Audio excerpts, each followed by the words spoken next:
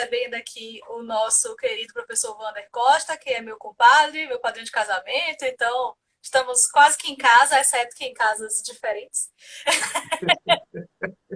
E hoje a gente vai falar de um tema que é bastante da praia dele, né? Eu estou aqui só numa perspectiva de direitos humanos, né? Que inclui o direito ao trabalho, como a gente vai falar, mas aqui é muito mais, vai ser muito mais o protagonismo do professor Wander, porque é a área de trabalho dele, a área de pesquisa dele. Então a gente vai falar hoje sobre empobrecimento durante esse período de pandemia e as políticas públicas de manutenção do emprego e da renda. A gente vai discutir um pouco a natureza dessas políticas, a possibilidade delas de fato cumprirem essa promessa de manutenção do emprego e da renda num período de crise tão atípico quanto o que nós estamos vivendo. Então, eu vou passar a palavra para a Wanda, para ele se apresentar, para aqueles que não o conhecem. Acho difícil, né? Mas vai que tem alguém aí assistindo que não conhece.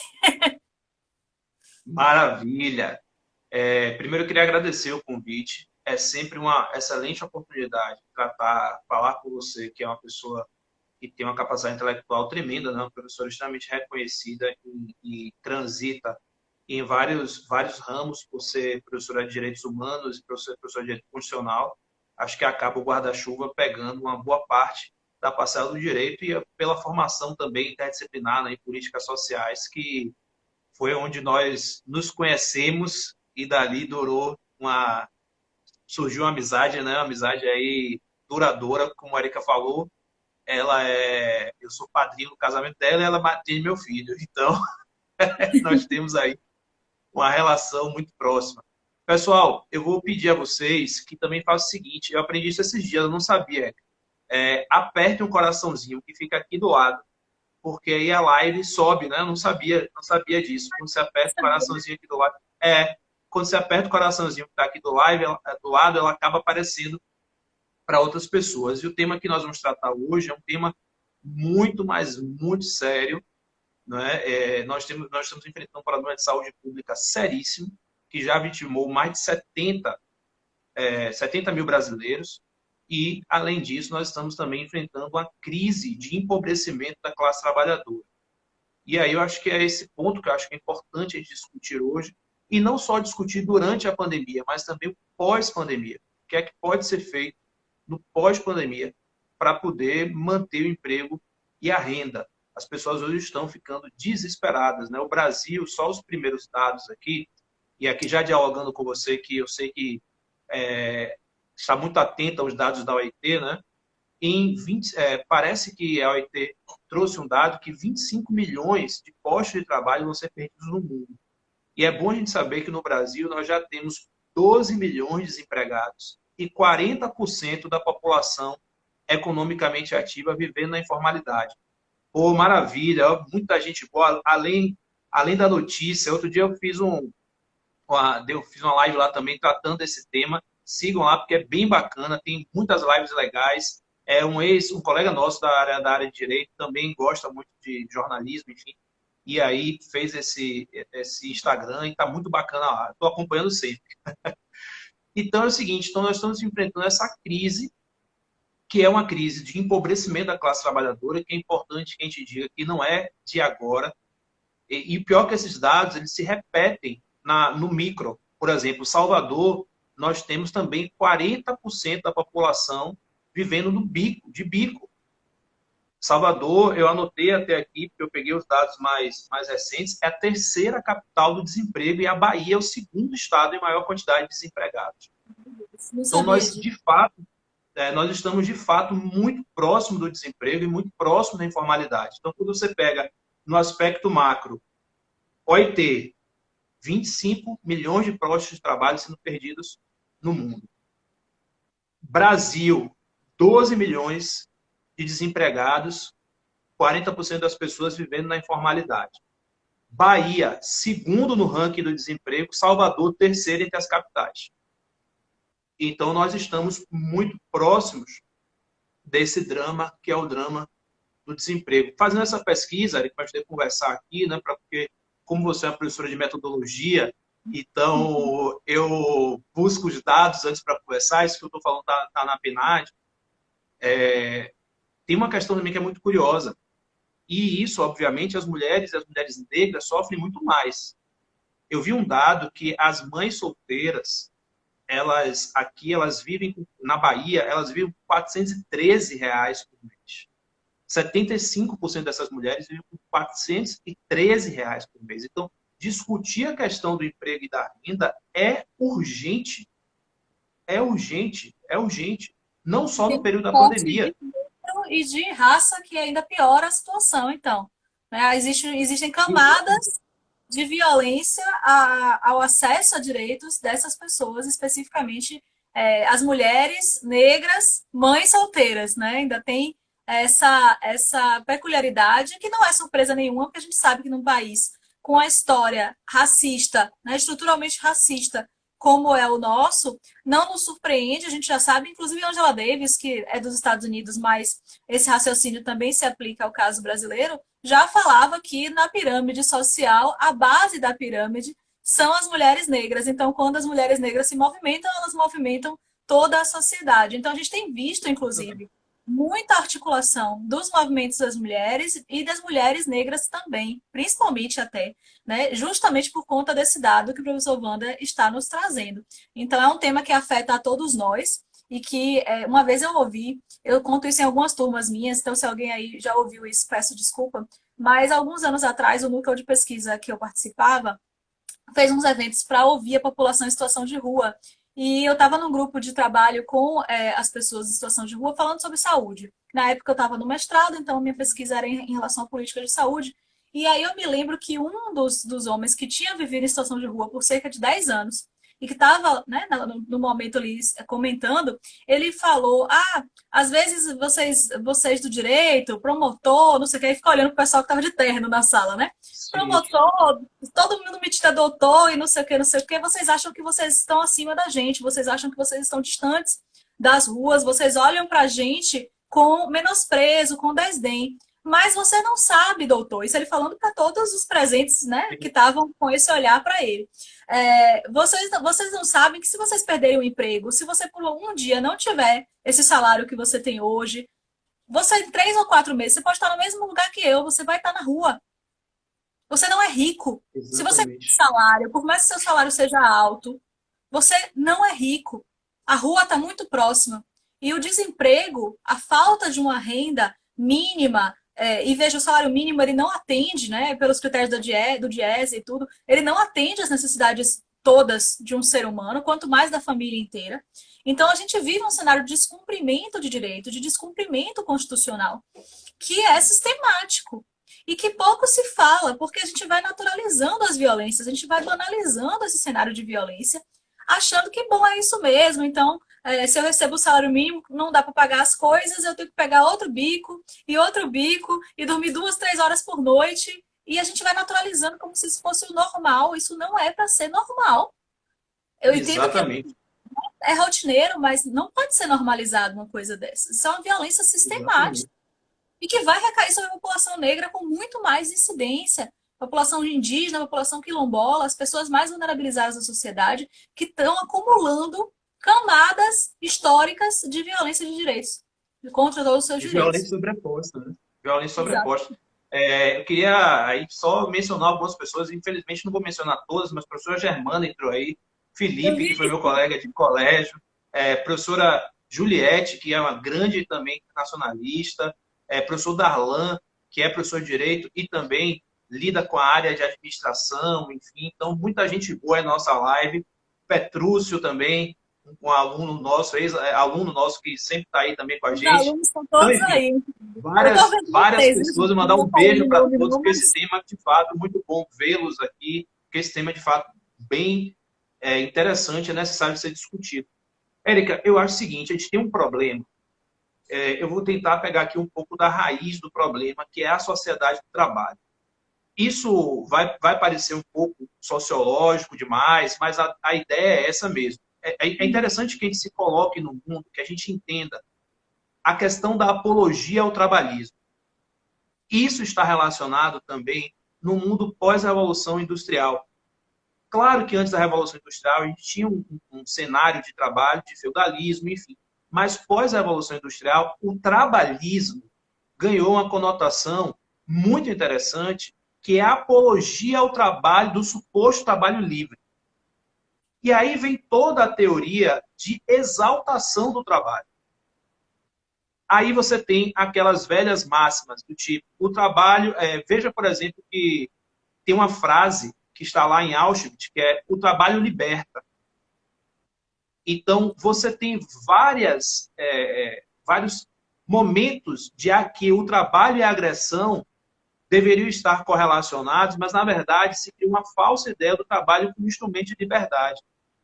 A etimologia da palavra trabalho, ela vem do instrumento de tortura chamado tripalho. E eu sempre faço essa análise nas minhas aulas, porque o trabalho se tornou um negócio bacana, interessante, morra trabalhando na sociedade moderna, pós-revolução industrial. Porque tem a ideia também da concepção mental de você transformar o trabalhador, você capturar a subjetividade do trabalhador para que ele ache que se matar de trabalhar é igual à meritocracia. E que você só tem como é que eu posso chamar? A redenção dos seus pecados, digamos assim, através do trabalho. Então se criou Para quem não diversas pegou a discussões. referência aí, isso é Max Weber, A Ética Protestante e o Espírito do Exatamente. Capital. Tá? Quem não leu, Exatamente. recomendo fortemente para vocês entenderem esse vocabulário de redenção, essa coisa que, poxa, do nada ele está falando de coisa de religião. Porque tem inclusive Exatamente. um livro do Walter Benjamin, que é um livro inacabado, né? São textos inacabados, mas que se chama O Capitalismo como Religião, em que ele vai fazer essa construção de que a gente transformou a lógica de produção do nosso sistema em uma espécie de reverência à divindade que é o dinheiro, e a gente faz culto diariamente a essa divindade através do trabalho. Então, Exatamente. colar essas ideias não é viagem da mente de Wanda, isso está estabelecido na literatura, na sociologia, né? Filosoficamente a gente tem também essa discussão. Então, caso alguém não pegou aí, né? Eu estou dando aqui a referência, o boi qual é, né? Quem foi que falou, para É, vocês anotarem e já pegarem, porque esses livros são extremamente interessantes para a gente entender como se opera na sociedade. E aí a gente sempre fala, quando a gente usa a palavra sociedade, é muito genérico, né? Então, para vocês entenderem como se opera estruturalmente mesmo essa exatamente. produção e por que que a gente hoje vê gente em plena quarentena trabalhando 12 horas por dia e postando no Instagram agradecer, só agradecer. Pô, você está agradecendo por trabalhar 12 horas, Exatamente. amigo. Exatamente. E quando você vai para um diálogo mais profundo, que talvez quem não siga a linha marxiana do direito, ou da economia, ou de outros campos, não entenda muito bem o que eu vou dizer agora. Mas nós trabalhamos com a ideia falaciosa do trabalho livre. Nosso trabalho não é livre, você, trabalhador, não é livre, e o seu trabalho é gratuito. Eu não estou querendo comparar você com um escravo, porque, sobretudo, tendo a ideia da escravidão negra no Brasil, que é algo odioso, que tem reflexo até hoje. Mas eu queria dizer a você que trabalha de forma subordinada e assalariada, que o seu trabalho é gratuito. Seu trabalho é gratuito porque você produz para seu empregador mais do que você recebe. Então você se paga. Em breve resumo.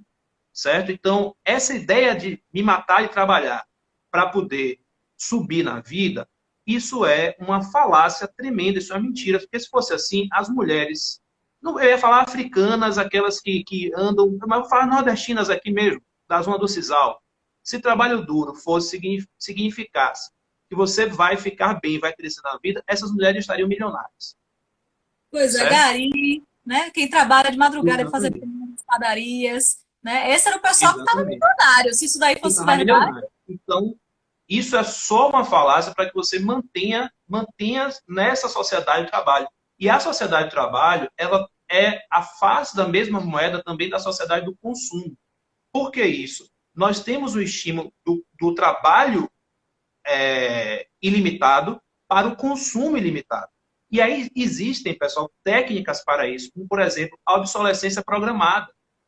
Só a título de exemplo. Né? Você vê que um celular hoje não dura muito. Por que ele não dura muito? Ele é feito para quebrar. E se ele não quebrar, vai ser lançado um outro celular que vai alterar só uma linha para que você sinta a necessidade de comprar. E aí, você, ao sentir a necessidade de comprar, e esse é o primeiro ponto, a obsolescência programada, mas também tem a introdução pela sociedade do consumo. É aquela velha máxima que parece piegas, mas é você vale o que você tem e não o que você é.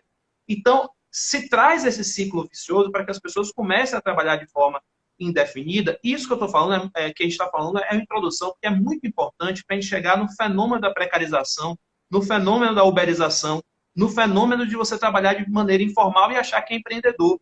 Tudo isso é calculado e tem pessoas que estudam a psicologia do trabalho para capturar a subjetividade do trabalhador. Observe que hoje você não fala mais as seguintes palavras. Você não fala mais empregado. Há até um certo constrangimento de você chamar seu empregado ou seu empregado doméstico de empregado. Você chama de secretário. Não, ele é seu empregado. É. Não é? E o empregado de empresas, assim, que aí vira colaborador. Eu adoro essas expressões, é o colaborador. Exatamente. Você não toma mais bronca, você tem feedback. Certo? Então, tudo isso faz parte de uma ideia de captura da subjetividade para que isso o chamado toyotismo, pós-toyotismo também, para que a pessoa se sinta como partícipe daquela engrenagem. E tem muitas coisas que acontecem que aqui quem estuda de uma forma mais aprofundada as relações de emprego, veja, por exemplo, tá todo mundo achando, muita gente está achando boa o home office, né? Tem muita gente, pô, o home office tá bacana, parará. Mas quando você, aqui ó, a Germana falou, quando é dispensado, ele é desligado, como qualquer uma máquina, é verdade. Exato, esse vocabulário de objeto, então, né? O empregado ele vira um objeto. Exatamente. Você é um objeto, mais um objeto na engrenagem, certo? E tem algumas questões que são muito curiosas em relação a esse ponto da captura do trabalhador, né, da sua subjetividade. Agora mesmo... Wanda, desculpa interromper. Já que a gente falou de Benjamin, né, mais cedo, com o capitalismo como religião, ele inclusive explica que o consumismo, né, o comprar os objetos, inclusive alguns que você produz, você não consegue comprar, o que Marx já falava da alienação do trabalhador em relação ao fruto do seu trabalho, mas esse comprar e essa sensação de prazer que os trabalhadores todos têm ao comprar coisas, isso está descrito por Benjamin como uma espécie de... É como se fosse a bênção, né? Com a analogia com religião. É como se, ao fazer o culto ao dinheiro, que é o Deus, com o trabalho, a recompensa que você tem, os milagres, as bênçãos, né? Assim, a vantagem de você adorar esse Deus é que você depois pega o fruto do seu trabalho, o dinheiro ali, e você gasta tudo. Então, é um mecanismo muito cruel de docilização desses corpos, porque eles vão entender que, pô, eu já consigo comprar essas coisas. Eu consigo botar meus filhos numa escola particular, então eu já estou melhor do que uma galera. Eu consigo pagar um plano de saúde, eu consigo comprar esses objetos, eu consigo ter esse telefone, eu consigo ter essa roupa. Então você começa a achar que você não é um trabalhador precarizado, que você não está numa situação tão ruim assim, e isso desmobiliza os trabalhadores. E veja que toda essa articulação, desde da primeira Revolução Industrial, de desmobilizar a articulação dos trabalhadores é fundamental. Porque os trabalhadores são uma maioria quantitativa em relação aos donos do capital. E era justamente esse ponto que eu ia tratar. Porque, observe, quando eu estava falando do home office. O home office, embora no primeiro momento pareça ser muito interessante em alguns pontos que você está em sua casa, mas ele vai ser um instrumento utilizado para a desmobilização da classe trabalhadora. Porque, observe, quando é que começam a surgir as insatisfações? No momento do cafezinho, velho. Na hora do almoço. Certo? É quando você se entende enquanto trabalhador e você dialoga com o seu colega. E tem várias técnicas também pensadas, programadas, para que a classe trabalhadora ela se desintegre, ela não se entenda enquanto classe. Essa questão que você falou da inclusão pelo consumo, até dividir em classe média não existe. Classe média não existe. Então, classe média é uma posição mercadológica. É uma posição de desarticulação da classe trabalhadora também. Ou você é classe trabalhadora ou você não é. E aqui eu incluo como classe trabalhadora os pequenos proprietários de negócio, enfim, né, que esses aí também não estão fora da classe trabalhadora. Claro, isso cria um problema. Você tem uma lojinha, uma coisa pequena, um negócio próprio, você não é empresário igual, sei lá, os donos de banco, as empresas grandes do mundo, realmente. Você não é o dono da Ford, sabe? O pessoal começa a se identificar com o opressor, o que é um mecanismo que é muito descrito Nos meus estudos específicos de minha linha de pesquisa específica, né, que é diferente da de Wanda, que é colonialidade, colonialismo, neocolonialismo, as novas formas de dominação que não tem nada de novas, que só se adequam ao tempo, mas que não são novas, porque a lógica do colonialismo passa pela ideia de que parte dos oprimidos vão se identificar com os opressores. Então, você faz uma distinção dentro do grupo maior, que são os trabalhadores, você divide ali. Tem os trabalhadores que ganham mais, tem os trabalhadores que têm os privilégios, tem os trabalhadores que ganham Exatamente. mais.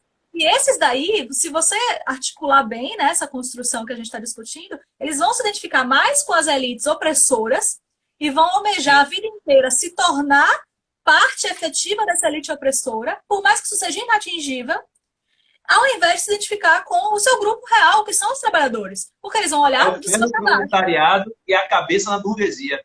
Exatamente. Entendeu? Então, essa E aí as distinção é técnicas, importante.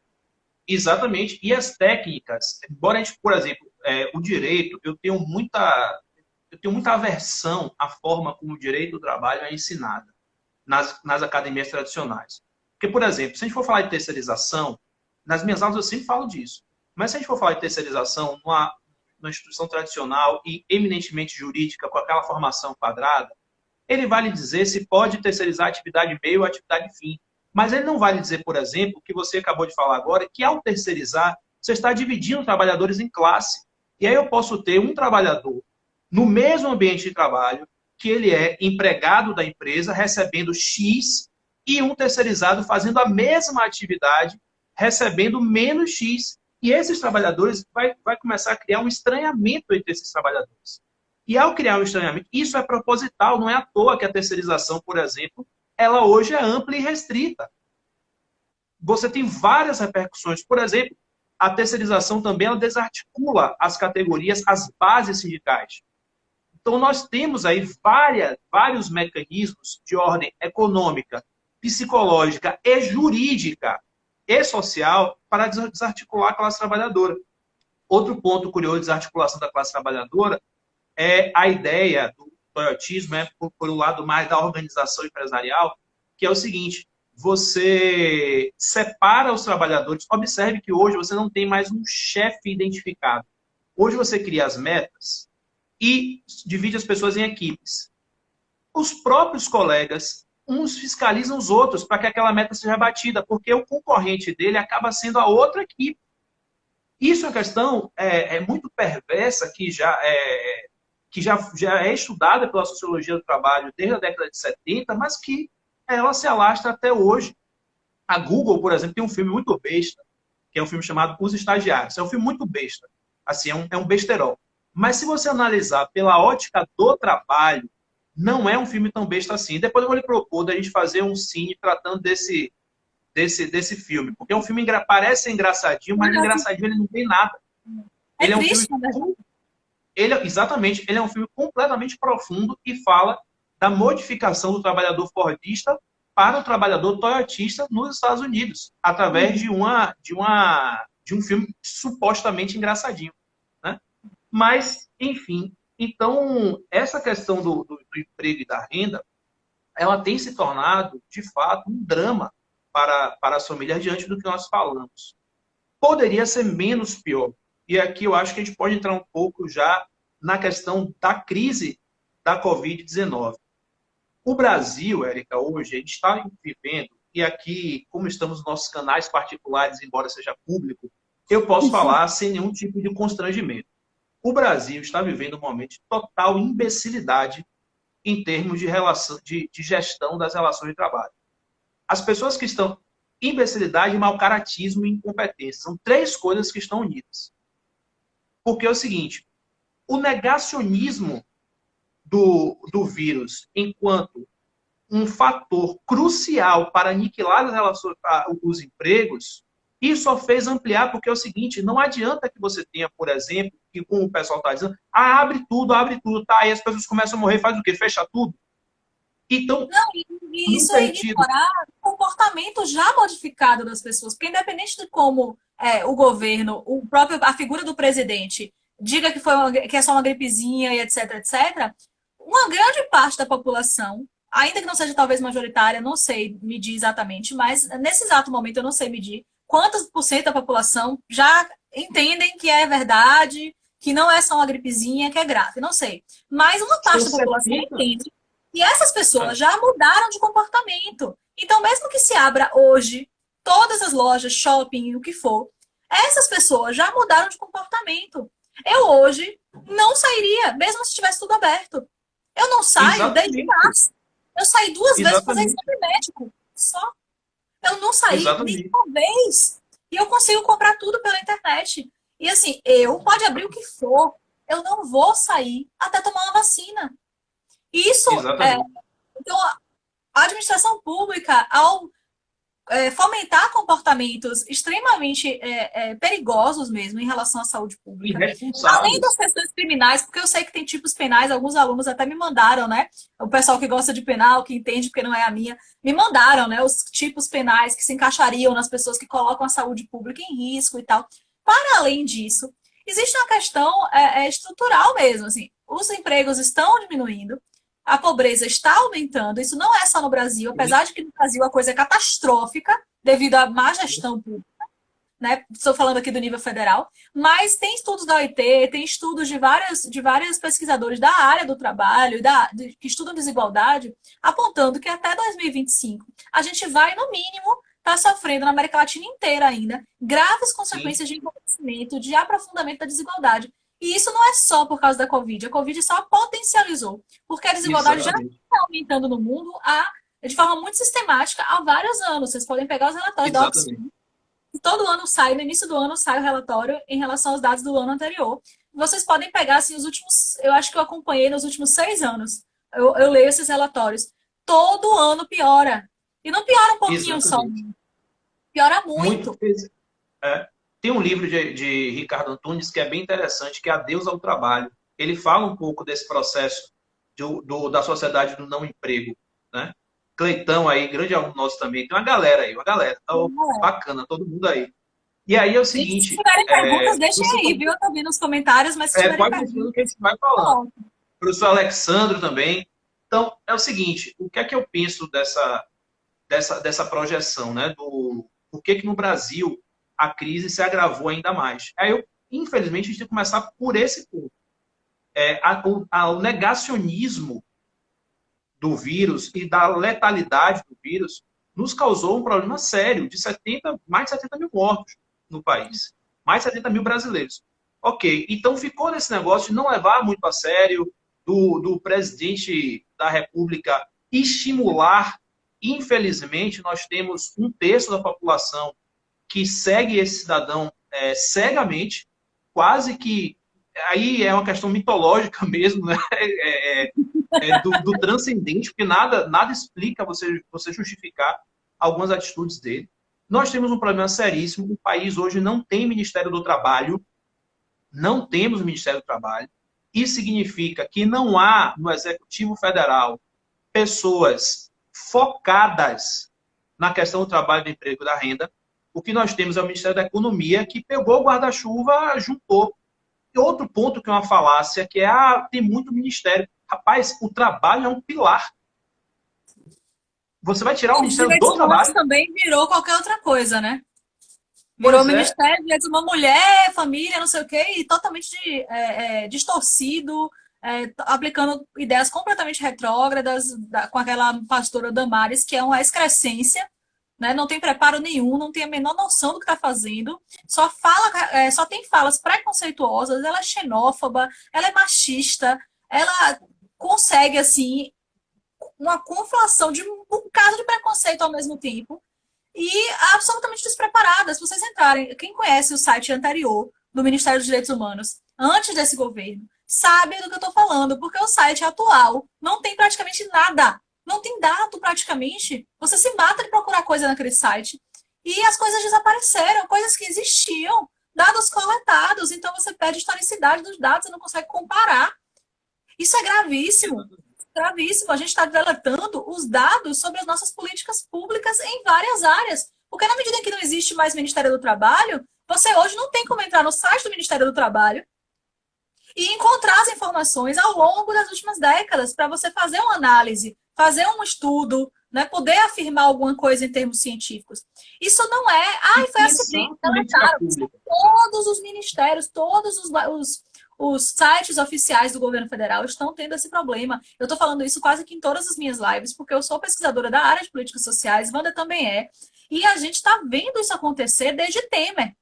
Bolsonaro acelerou o Exatamente. negócio, mas Temer já tinha começado. Exatamente. Já tinha começado a assumir coisas dos sites, do site do DataSUS, né, das informações de saúde, e uma série de sites oficiais que estão sem as informações. As pessoas às vezes não percebem a Exatamente. gravidade disso. Como é que eu vou Exatamente. saber em Galera, que quesito o novamente o que eu desemprego falei, ó, aumentou? lembra de apertar o coraçãozinho que fica aqui, porque a live sobe. Eu aprendi isso esses dias, viu? Vou Seguinte, lembrar agora nas minhas, que é, eu não sabia disso também, não. tem uma questão curiosa que é o seguinte: não ter o Ministério do Trabalho redunda também você não ter quem está pensando as políticas públicas relacionadas ao emprego e à renda. E aí eu quero também falar para os trabalhadores, mas também para os pequenos empresários.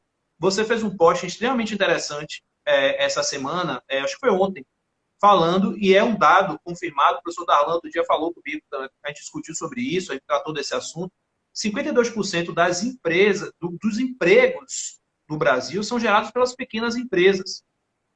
E aí observe como esse governo despreza o trabalho, despreza, não pensa na geração do emprego e da renda, porque o Paulo Guedes falou na reunião.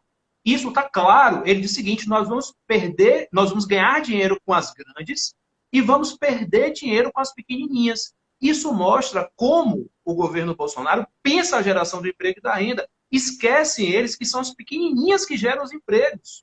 Então, observe, pessoal, é muito importante o que eu vou falar agora. As empresas grandes, as empresas maiores, os grandes conglomerados empresariais, eles produzem, o que é que eles buscam? Eles buscam produzir onde é mais barato e vender em mercados que estão melhores. Então, eles vivem do dumping social. Eles podem, por exemplo, produzir no Brasil, mas se o Brasil não der as condições adequadas, ele vai para o Vietnã, ele vai para a Ásia produzir para tentar vender em outros mercados, certo? Então, as empresas grandes, o que se chama de custo Brasil, de risco Brasil, tudo isso, nada mais é do que um nome camuflado para dumping. O cara quer aqui vir e pegar uma legislação completamente sem nenhuma teia de proteção social para poder vender em outros locais para o produto dele ser mais concorrencial no mercado externo. Agora, esse cara, ele é muito volátil. Se tiver ruim para ele aqui, ele vai para outro lugar. Agora, observe, o microempresário, o pequeno empresário, não. Ele produz aqui, a renda dele é feita aqui. E tem uma questão que a gente tem que tratar também, que é o seguinte, que é a da política keynesiana, que é importante, ela está sendo retomada agora, em termos de teoria. Porque toda vez que o sistema, que o liberalismo entra em colapso, ele se socorre do Estado. Toda vez se socorre do Estado. Aliás, eu digo que se socorre do Estado sempre. Só que Sim. quando entra em colapso, ele socorre mais. Digamos assim, de Ele se maneira mais socorre visível. e ele maneja o Estado, né? As elites Exato. econômicas e financeiras, elas capturam as agências fiscalizadoras, elas capturam os cargos, né, principais de legislativo, de executivo, enfim, para garantir que os seus interesses vão ser priorizados, vão ser atendidos, independentemente do que seja o melhor para o bem comum, para o que a nossa Constituição fala, né, o interesse de todos, para a diminuição da pobreza, da desigualdade. Aliás, vale lembrar que a nossa Constituição não fala em diminuição só, fala em erradicação. Da pobreza. Erradicação da pobreza. Enquanto isso, a gente tem dados do King's College, foi um post que eu fiz no dia 15, né, 15 de junho há pouco tempo. Os impactos econômicos da Covid podem lançar até 14,4 milhões de brasileiros na pobreza, lançar, viu? Então, não estavam na pobreza e vão para a pobreza. Fora o aprofundamento de quem já estava na pobreza. E isso tudo que a gente está falando, com a perspectiva sociológica, com toda essa construção que o Wander está nos trazendo aqui, vale lembrar, aqui só fazer uma baliza para a galera que é do direito que está assistindo aí, a gente tem que situar que trabalho, apesar dessa crítica que a gente está fazendo, que é uma construção já de manipulação de subjetividades, de docilização dos corpos, mas o direito ao trabalho e a renda digna, né? O trabalho decente, não é qualquer trabalho, não é trabalho aviltante, não é trabalho por 20 horas por dia, mas é um trabalho decente, que é o conceito da OIT, Esse direito ao trabalho é um salário digno, a previdência social como uma rede de proteção, todos esses direitos são direitos humanos, são direitos fundamentais, estão inscritos na segunda dimensão dos direitos humanos, que é a dimensão dos direitos sociais, econômicos e políticos. Quem quiser dar uma olhada, eu vou só mencionar aqui alguns artigos para vocês lerem e verem que tudo que está acontecendo hoje, e provavelmente as circunstâncias em que você que está aí assistindo vive no seu trabalho, ou que você vê ao redor de você, com seus familiares, com seus amigos, não se encaixa nas previsões nacionais e internacionais de proteção ao trabalho. A gente tem na Declaração Universal de Direitos Humanos, entre os artigos 22 e o 25, todos eles falam de direitos relacionados ao trabalho, a uma renda suficiente para cobrir as necessidades da sua família, não só a sua, mas da sua família, e as questões previdenciárias. Está tudo lá, inclusive, que é direito humano, tempo de descanso, de lazer. Claro, o chamado direito à desconexão, hoje gera indenização. Embora a jurisprudência trabalhista ela esteja extremamente refratária às teses relacionadas à dignidade do trabalho, e isso perpassa também, infelizmente, pela formação meramente tecnicista do operador do direito, sobretudo dos julgadores, enfim, né, um curso que, no meu entender, é extremamente pobre em termos de reflexão. E aí é o seguinte, você tem o direito à desconexão. As pessoas, o que a gente tem perdido hoje, o smartphone, esse tempo de trabalho gratuito, doado, né, porque é doado. O tempo que você está no smartphone, o tempo que você abre o e-mail no seu smartphone é um tempo doado. Então, esse tempo ele é um tempo significativo para o setor que emprega, mas ele é extremamente... ele suga o trabalhador, e o trabalhador ele não tem mais desconexão com o trabalho. Tem uma tese muito boa de Otávio Calvé falando sobre isso, que é o direito ao lazer, como algo a ser indenizado, inclusive, quando o trabalhador não tem. E aí, Érica, é o seguinte, o trabalho, foi como você bem falou, ele sempre vai estar junto ao lado do homem, porque o trabalho, na verdade, é modificar a natureza para trazer algo útil para os seres humanos. Você pegar uma árvore, cortar e criar uma canoa, enfim, isso aí é trabalho. O que a gente tem que diferenciar, como você bem falou, é o trabalho aviltante, o trabalho precário, do trabalho digno, do trabalho para subsistência, do trabalho até para o prazer, dependendo do trabalho que você faça. Enfim, nós que somos professores, né, a gente tem prazer em dar aula.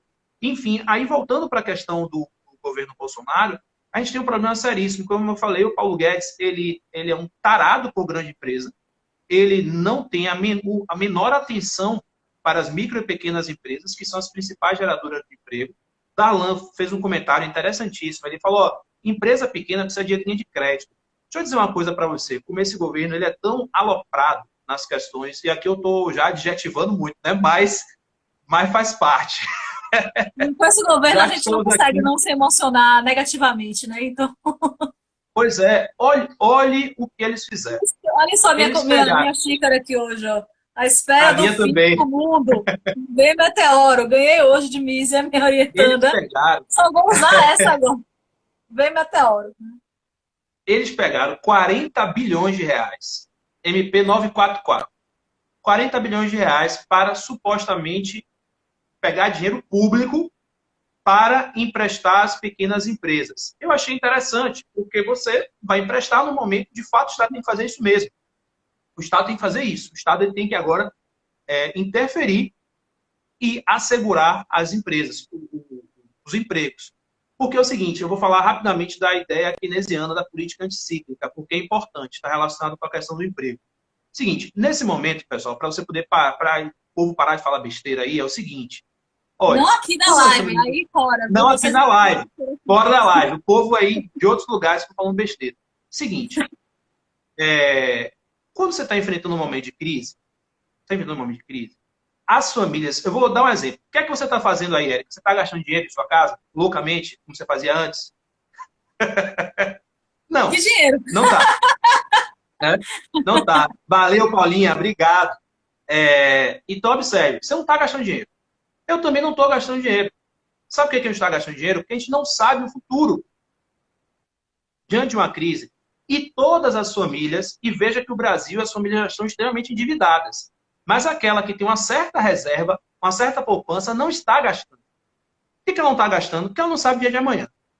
Os empresários, setor privado, também não está gastando. Porque ele também não sabe o dia de amanhã. Se o setor público, se ele não gasta, quem é que vai injetar dinheiro na economia? Então a tendência é ter ampliar o grau de desemprego, o grau da ausência de renda, enfim. Então, a política keynesiana anticíclica, ela diz o seguinte: agora é hora do Estado interferir. O Estado tem que derramar dinheiro mesmo. Por isso que a gente não deve ficar importando com lei de responsabilidade fiscal, nada disso. O Estado agora tem que garantir o que é essencial, que Gente, é vamos salvar as lembrar pessoas. o que a gente estuda no começo do curso de direito, pelo menos. A gente tem uma matériazinha lá no começo chamada ciência política, teoria do Estado, que às vezes as pessoas não dão muita atenção, mas tente se lembrar, se é que você prestou alguma atenção naquelas aulas, que ali você estudou a origem do Estado. Quando o Estado ele é criado, e é esse nosso Estado-nação, o Estado moderno, a justificativa teórica para a existência do Estado é o quê? É promover justiça social, ou seja, atender as necessidades fundamentais de todos os seres humanos, todos. Não só da elite, do rei, dos amigos do rei, de todos. Por quê? Porque sem isso, o Estado vai perder legitimidade. Se o Estado Sim, perde legitimidade, ele perde um elemento fundamental de constituição desse Estado, que é o povo. Se o povo não reconhece esse Estado como atendendo às suas necessidades e cumprindo o seu papel para que a gente criou o Estado? Porque o Estado ele não é um dado da natureza. Ele é uma construção histórica, social. E política e jurídica, enfim. Então, quando a gente cria o Estado, a gente como sociedade em abstrato, a gente está depositando nas mãos do Estado algumas atividades, algumas funções que a gente entende que seria interessante que essa instituição cumprisse para pacificar a sociedade que não pacifica, né? Para poder garantir nossos direitos humanos básicos, quando esse vocabulário surge já no século XX, de direitos humanos, com essa expressão de 48.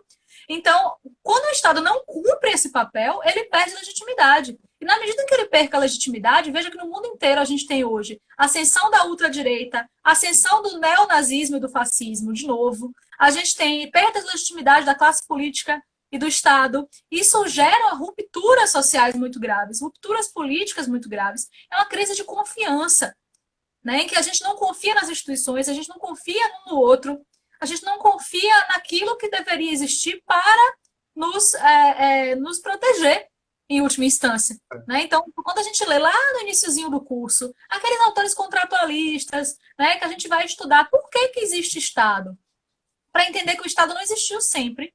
Não necessariamente ele vai existir no futuro. Pode ser que a gente crie outra forma de organização social, jurídica, política, enfim, não sei.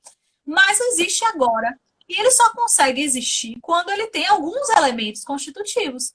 Né? Um deles é povo, o outro é território, o outro é soberania. E para quem divide soberania e governo entre duas coisas, então tem soberania e governo. Mas tem quem chame soberania as duas coisas, né, em uma só. Mas se o povo não reconhece legitimidade nesse Estado, o Estado está caindo, ele está indo para o chão.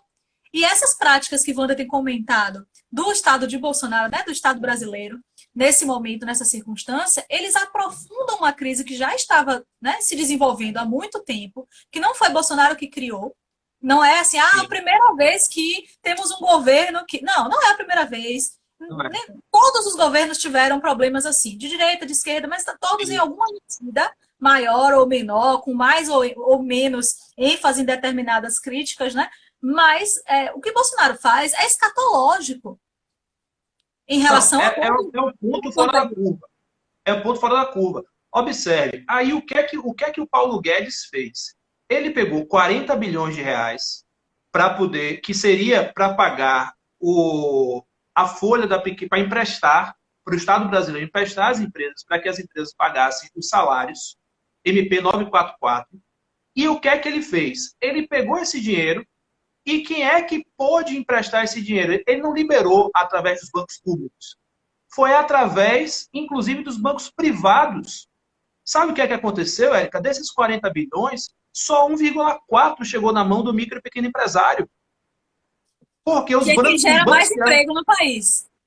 Exatamente. Os bancos que eram tanta dificuldade. E é dinheiro público. Não foi o dinheiro que o banco pegou dele, né? E aí está dizendo assim, eu vou criar vários entraves para poder não lhe prestar, né? Uhum. Foi dinheiro público que foi liberado com a finalidade de pagar dos empréstimos a juros baixos para poder pagar a folha de salário para as pequenas e microempresas. Então, isso demonstra a total incapacidade que essas pessoas têm de pensar a política pública da geração do emprego e da renda. Isso é óbvio. Como é que você vai deixar ao arbítrio de um banco quais serão os critérios para liberar o dinheiro para as micro e pequenas empresas, dinheiro público? Isso beira a criminalidade. Isso é um assalto ao Estado brasileiro. Então, os bancos retiveram esse dinheiro e não repassaram. Chegou só 1,4 bilhões. Né? Isso chega a sua excrescência. Agora, a MP 936, por exemplo, que o Congresso Nacional autorizou a desoneração de diversos setores empresariais, setores que geram emprego, a desoneração da folha, Bolsonaro vetou. Aí eu lhe pergunto, você que é pequeno empresário que está me vendo, você que acha que Paulo Guedes está se importando com a sua pequena empresa, está se importando com a sua microempresa, né? Você que acha isso, veja o que ele fez a favor da pequena empresa, da microempresa, não fez absolutamente nada. Acabou de vetar as desonerações dos setores produtivos no país. Então, agora, o Congresso Nacional está derrubando. Também é importante lembrar outra coisa. A gente fala do auxílio emergencial, que são os R$ 600. Esse dinheiro aí, pessoal, gera a circulação de renda. Esse dinheiro é importantíssimo. Aqui E na Bahia, em é uma Salvador. verba que está evitando que algumas pessoas morram de fome, gente. Sabe assim, Exatamente. fome não é fome do tipo, queria comprar um chocolatinho agora, queria comer um sorvete. Exatamente. Não, é fome, fome. Quem aí já sentiu fome? Acho que provavelmente Exatamente. ninguém que está aí É porque assistindo. isso é um pressuposto. Isso é pressuposto. Isso é pressuposto. Isso aí é para que a pessoa não morra de fome. Mas, para além disso, esse dinheiro ele está sustentando a economia, tanto que agora o grande problema que vai surgir depois de se exaurir esse auxílio emergencial é como é que as pessoas vão comprar. Porque esse dinheiro está fazendo a economia ainda circular. E esse dinheiro retorna para o Estado também em forma de tributação. Então, é igual, só mal comparando, é igual o Bolsa Família, que muita gente fala, o Bolsa Família, o Bolsa Família, o Bolsa Família, o Bolsa Família. Primeiro, o Bolsa Família representa 0,5% do orçamento, é quase nada, e esse dinheiro depois ele volta para o Estado através de tributação. A mesma coisa do auxílio emergencial. Então, Sobre o Bolsa Família tem uma série de pesquisas mostrando, inclusive, exato. que entra mais dinheiro do que o que é gasto para pagar o Bolsa Família. Né? Então, vocês podem, Exato. ao invés de repetir o que sua avó, o que sua tia Marlene está falando no WhatsApp, vai pegar os dados, os poucos que o Estado ainda fornece, mas o que no passado já as pesquisas levantaram. Tem muita pesquisa sobre políticas sociais de auxílio, como é o caso do Bolsa Família, e como outras que já existiram e outras que existem, que nesse caso, essa de agora, da pandemia, também já tem pesquisas sendo feitas nesse sentido, tanto por economistas quanto por pesquisadores de outras áreas que vão analisar aspectos diversos, como antropólogos, como cientistas políticos, que vão analisar como é que essas políticas públicas ajudam ou não, né, contribuem ou não, em que medida contribuem ou não, para que a sociedade continue, né, no seu sistema de produção. Veja que essas políticas elas não são comunistas, nem socialistas, nem revolucionárias. Elas, na verdade, servem para manter o sistema. Exatamente. Uma colega nossa perguntou aqui, Carla Verônica, professor, então há uma mistura de política liberal com keynesianismo? Não é bem isso não, Carla. Na verdade, o que o governo Bolsonaro queria era o liberalismo na sua pior face.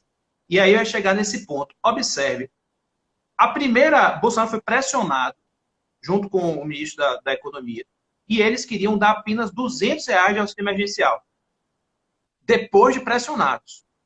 E aí o Congresso elevou para 600. Observe que de keynesiano ele não tem nada, ele foi pressionado. Aí, ao ser pressionado, gerou esses R$ 600. Ok.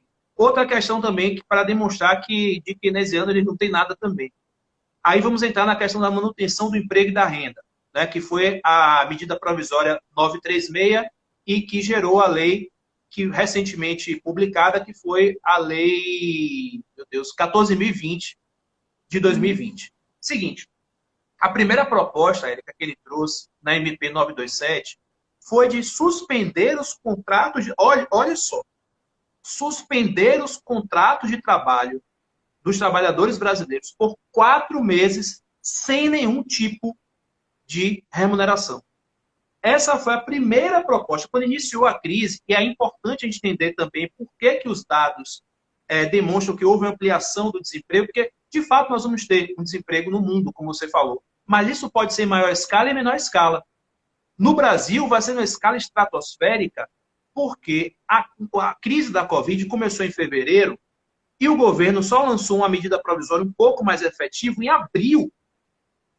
E todo mundo que lida com pequena empresa aqui sabe que, como a gente já falou, né, registrando novamente, que são as responsáveis pela geração do emprego, a gente sabe que a empresa não aguenta 2 meses sem ter, que ela geralmente não tem capital de giro. Então, é aquele negócio, estou falando aqui das pequenas mesmo, de seu Zé da padaria, de seu João ali, né? Então, eles vendem o almoço para comprar a janta. Então, eles não têm capital de giro para segurar. Então, o governo, em fevereiro, começou a ter o problema da Covid. Só em abril eles resolveram tomar qualquer tipo de atitude mais enérgica.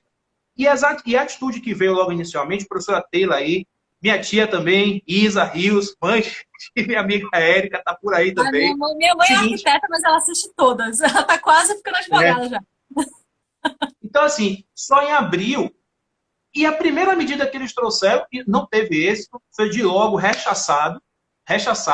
E olha que foi rechaçada pelo Congresso. E aqui eu não estou fazendo um festejo ao Congresso, não. Porque nosso Congresso é um Congresso também de direita.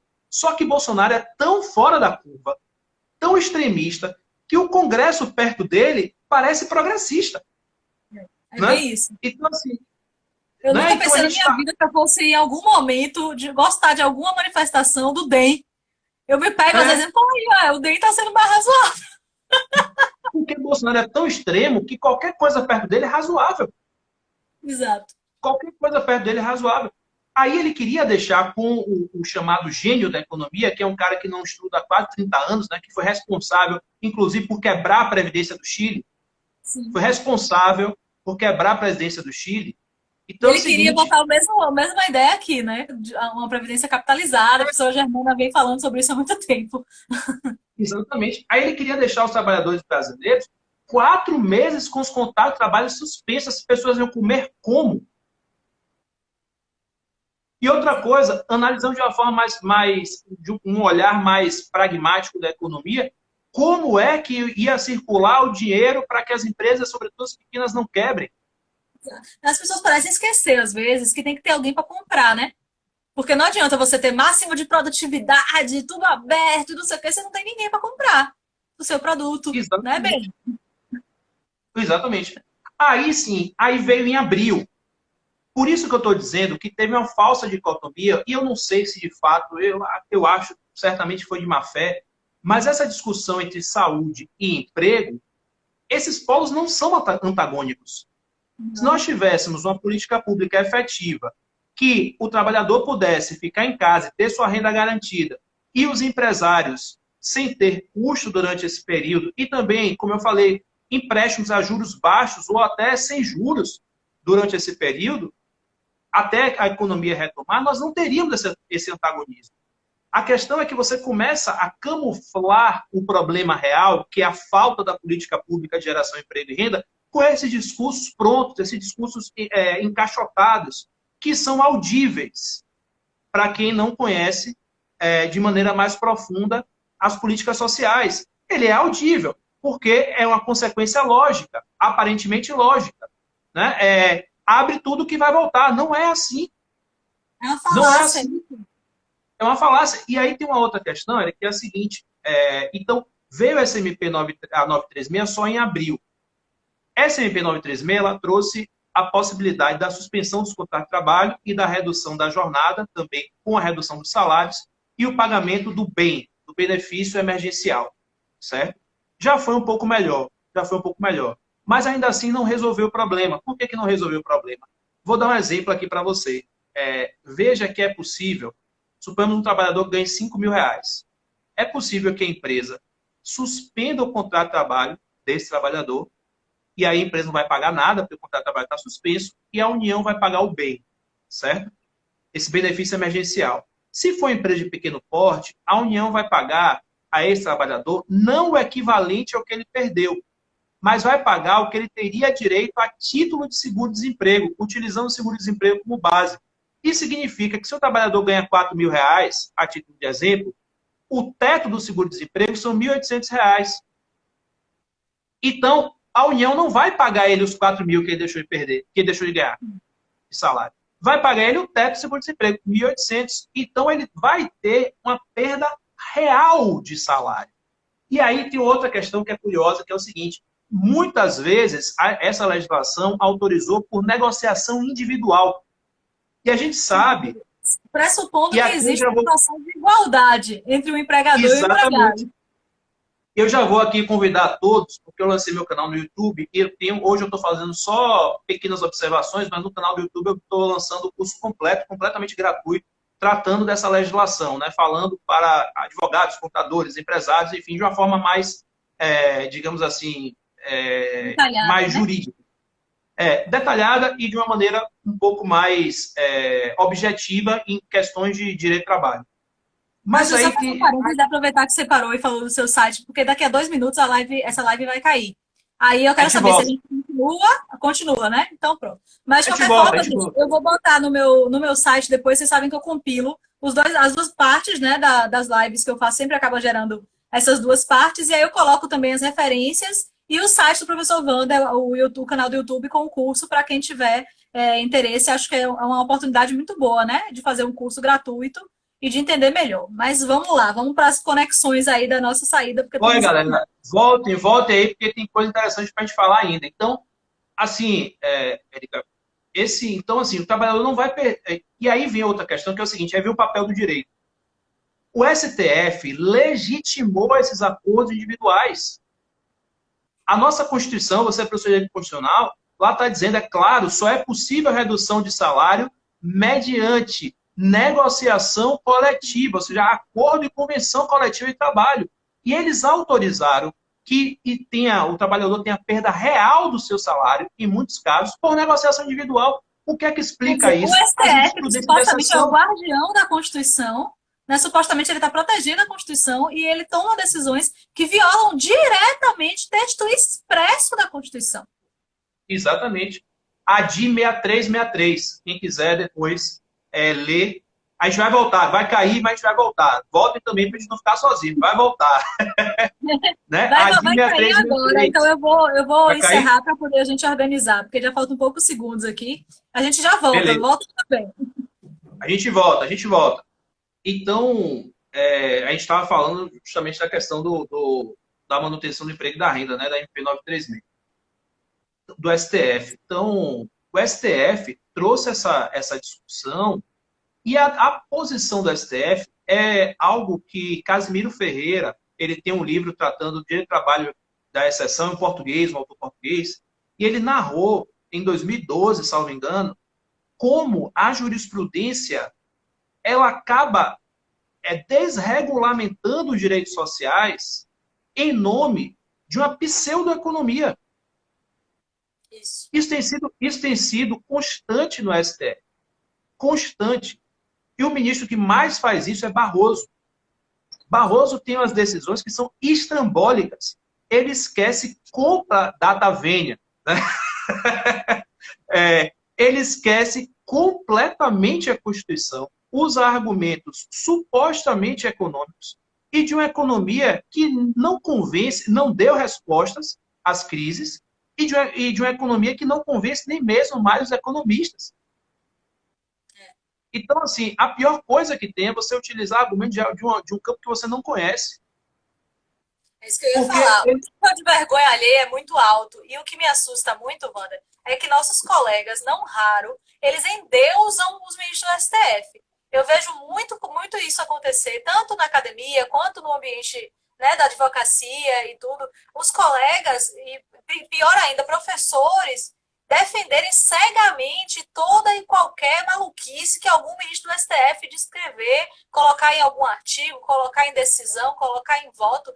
É assustador, porque a falta de senso crítico das pessoas faz com que elas saiam reproduzindo tudo que o STF fala como se fosse, assim, a verdade última. Né? Ah, agora sim, o STF já decidiu. Se o STF decidiu, eu não preciso saber mais nada. Eu só preciso decorar o que o STF disse. E eu acho que a nossa formação jurídica, ao longo das últimas décadas, só virando, as faculdades virando grandes cursinhos para OAB, cursinhos para concurso, a gente acabou jogando na lata do lixo a nossa parte filosófica, a nossa formação densa, teórica, e nossos alunos só têm estudado por manual desenhado, esquematizado, resumido. Cuspir decisão do STF, todo mundo vai aprendendo. Né? Reproduzir sem nem saber por quê, se decorar artigo, decorar precedente do STF, aí todo mundo começa a parecer muito inteligente fazendo. Mas isso não é ser inteligente, isso é você ter uma memória. Mas senso crítico está faltando muito. Tem, na minha área de pesquisa de direito internacional e de direitos humanos, tem cada decisão absurda do STF. O STF criou um caos na nossa legislação em relação a tratados internacionais por absoluta ignorância. Ignorância. E tudo bem você não saber uma área do direito, mas você tem que ter assessoria, você tem que parar para estudar. Você é ministro supremo, não é como se você tivesse assim, eu não tenho dinheiro para comprar um livro para dar uma estudada. Os assessores, os juízes assessores, enfim, observe que a gente tem, por exemplo, no campo do trabalho, você só tem uma ministra que veio do TST, que é Rosa Weber, e que às vezes eu vejo que ela fica horrorizada com algumas decisões que tem lá. Pessoal, deixa eu dizer uma coisa para vocês. O que você falou, Érica, foi muito importante, porque Barroso foi o responsável por uma grande fake news. Barroso foi o responsável por uma grande fake news. Eu vou provar para vocês o que eu estou dizendo. Quem estiver acompanhando e estiver com o computador próximo, vá ali depois. Peraí que tem alguém me ligando, eu já desliguei. Vá depois. Vá depois. Bote assim, 98% das ações trabalhistas do Brasil, do mundo, estão no Brasil. Bote assim no Google, certo? E bote o nome Barroso. Aí vai aparecer o site da Conjur. Nesse site da Conjur tem assim, ministro Barroso diz que a flexibilização, que a lei trabalhista, enfim, é um problema. Enfim. Quando você abrir esse site, vá lá embaixo do site, que tem um discurso que ele fez. Tem um discurso que ele fez. Na London School, que é a faculdade, uma das faculdades mais reconhecidas de economia do mundo. Lá está o discurso completo dele. Eu sempre mostro isso no meu primeiro dia de aula, para que as pessoas percebam como é que as fake news na área trabalhista são geradas. Aí você baixe lá o discurso dele. Aí bote assim, Ctrl F, bote 98%, para você ir logo no que eu falei. Certo? Veja, aí você que é professor de metodologia, você vai morrer com o que eu vou dizer agora. O ministro Barroso... Peraí, deixa eu me preparar, Você que é professor de metodologia vai morrer, vai infartar o que eu vou dizer agora. O ministro Barroso, na London School, fazendo uma palestra para os estudantes de economia, primeiro que ele trouxe no discurso dele, reformas imprescindíveis. Aí ele trouxe trabalhista, previdenciária, tributária. Já é estranho o ministro Supremo falando sobre isso. Eu estou me perguntando qual é a formação dele para falar sobre isso, mas vamos lá. Sim, qual é o cargo institucional, porque ele estava lá com o ministro do Supremo. Sim. Né? E aí, o que você vai infartar? Ele, abre aspas, diz o seguinte, no Brasil, 98%, no Brasil, com não sei quanto, com 2% da população mundial, gera 98% das ações trabalhistas. Fonte? Certo? Fonte. Aí ele diz assim, conforme eu vi numa entrevista de Flávio alguma coisa, dono das lojas em Riachuelo. Peraí, vamos entender aqui. A gente tem uma autoridade do órgão máximo do judiciário de um país, que é um dos maiores do mundo, que é um dos maiores mercados consumidores do mundo, que vai para fora do país, numa escola de economia, para passar uma vergonha dessa. Para dizer que o dono de uma rede, de uma loja, né, multimarcas e tal, como a Riachuelo, é que gerou esta belíssima informação. Exatamente. Ele não pegou essa Segundo ali no artigo de Flávio Rocha, dono da loja de Riachuelo. Para ver se de fato essa era a população brasileira. Aí ele disse que 2% o Brasil tem 2% da população mundial, gera 98% dos processos do mundo. Isso que ele falou foi reproduzido em larga escala na internet e deu aso, inclusive, para que na reforma trabalhista as pessoas reproduzissem a ideia que o seu trabalho estimula a beligerância. Tem muita gente Então, reproduzindo isso até hoje. foi o que você falou. Pelo fato de ter sido Barroso, o argumento de autoridade, né? E na verdade foi um argumento preconceituoso, porque ele já tem uma ideia desregulamentadora do direito do trabalho. Ele já tem essa ideia, já deixou isso claro em diversos votos dele. E não foi diferente, não foi ele que foi o relator, mas não foi diferente na de 6363, que autorizou a redução dos salários por negociação individual, o que, no meu entender, é algo esdrúxulo, né? Aí, Érica, você que é professora de constitucional, não sei se você concorda comigo, mas a Constituição, ela não é ocasional. A cada crise, ela não pode ser interpretada de outra forma. Né? Ela, na verdade, é a pedra angular.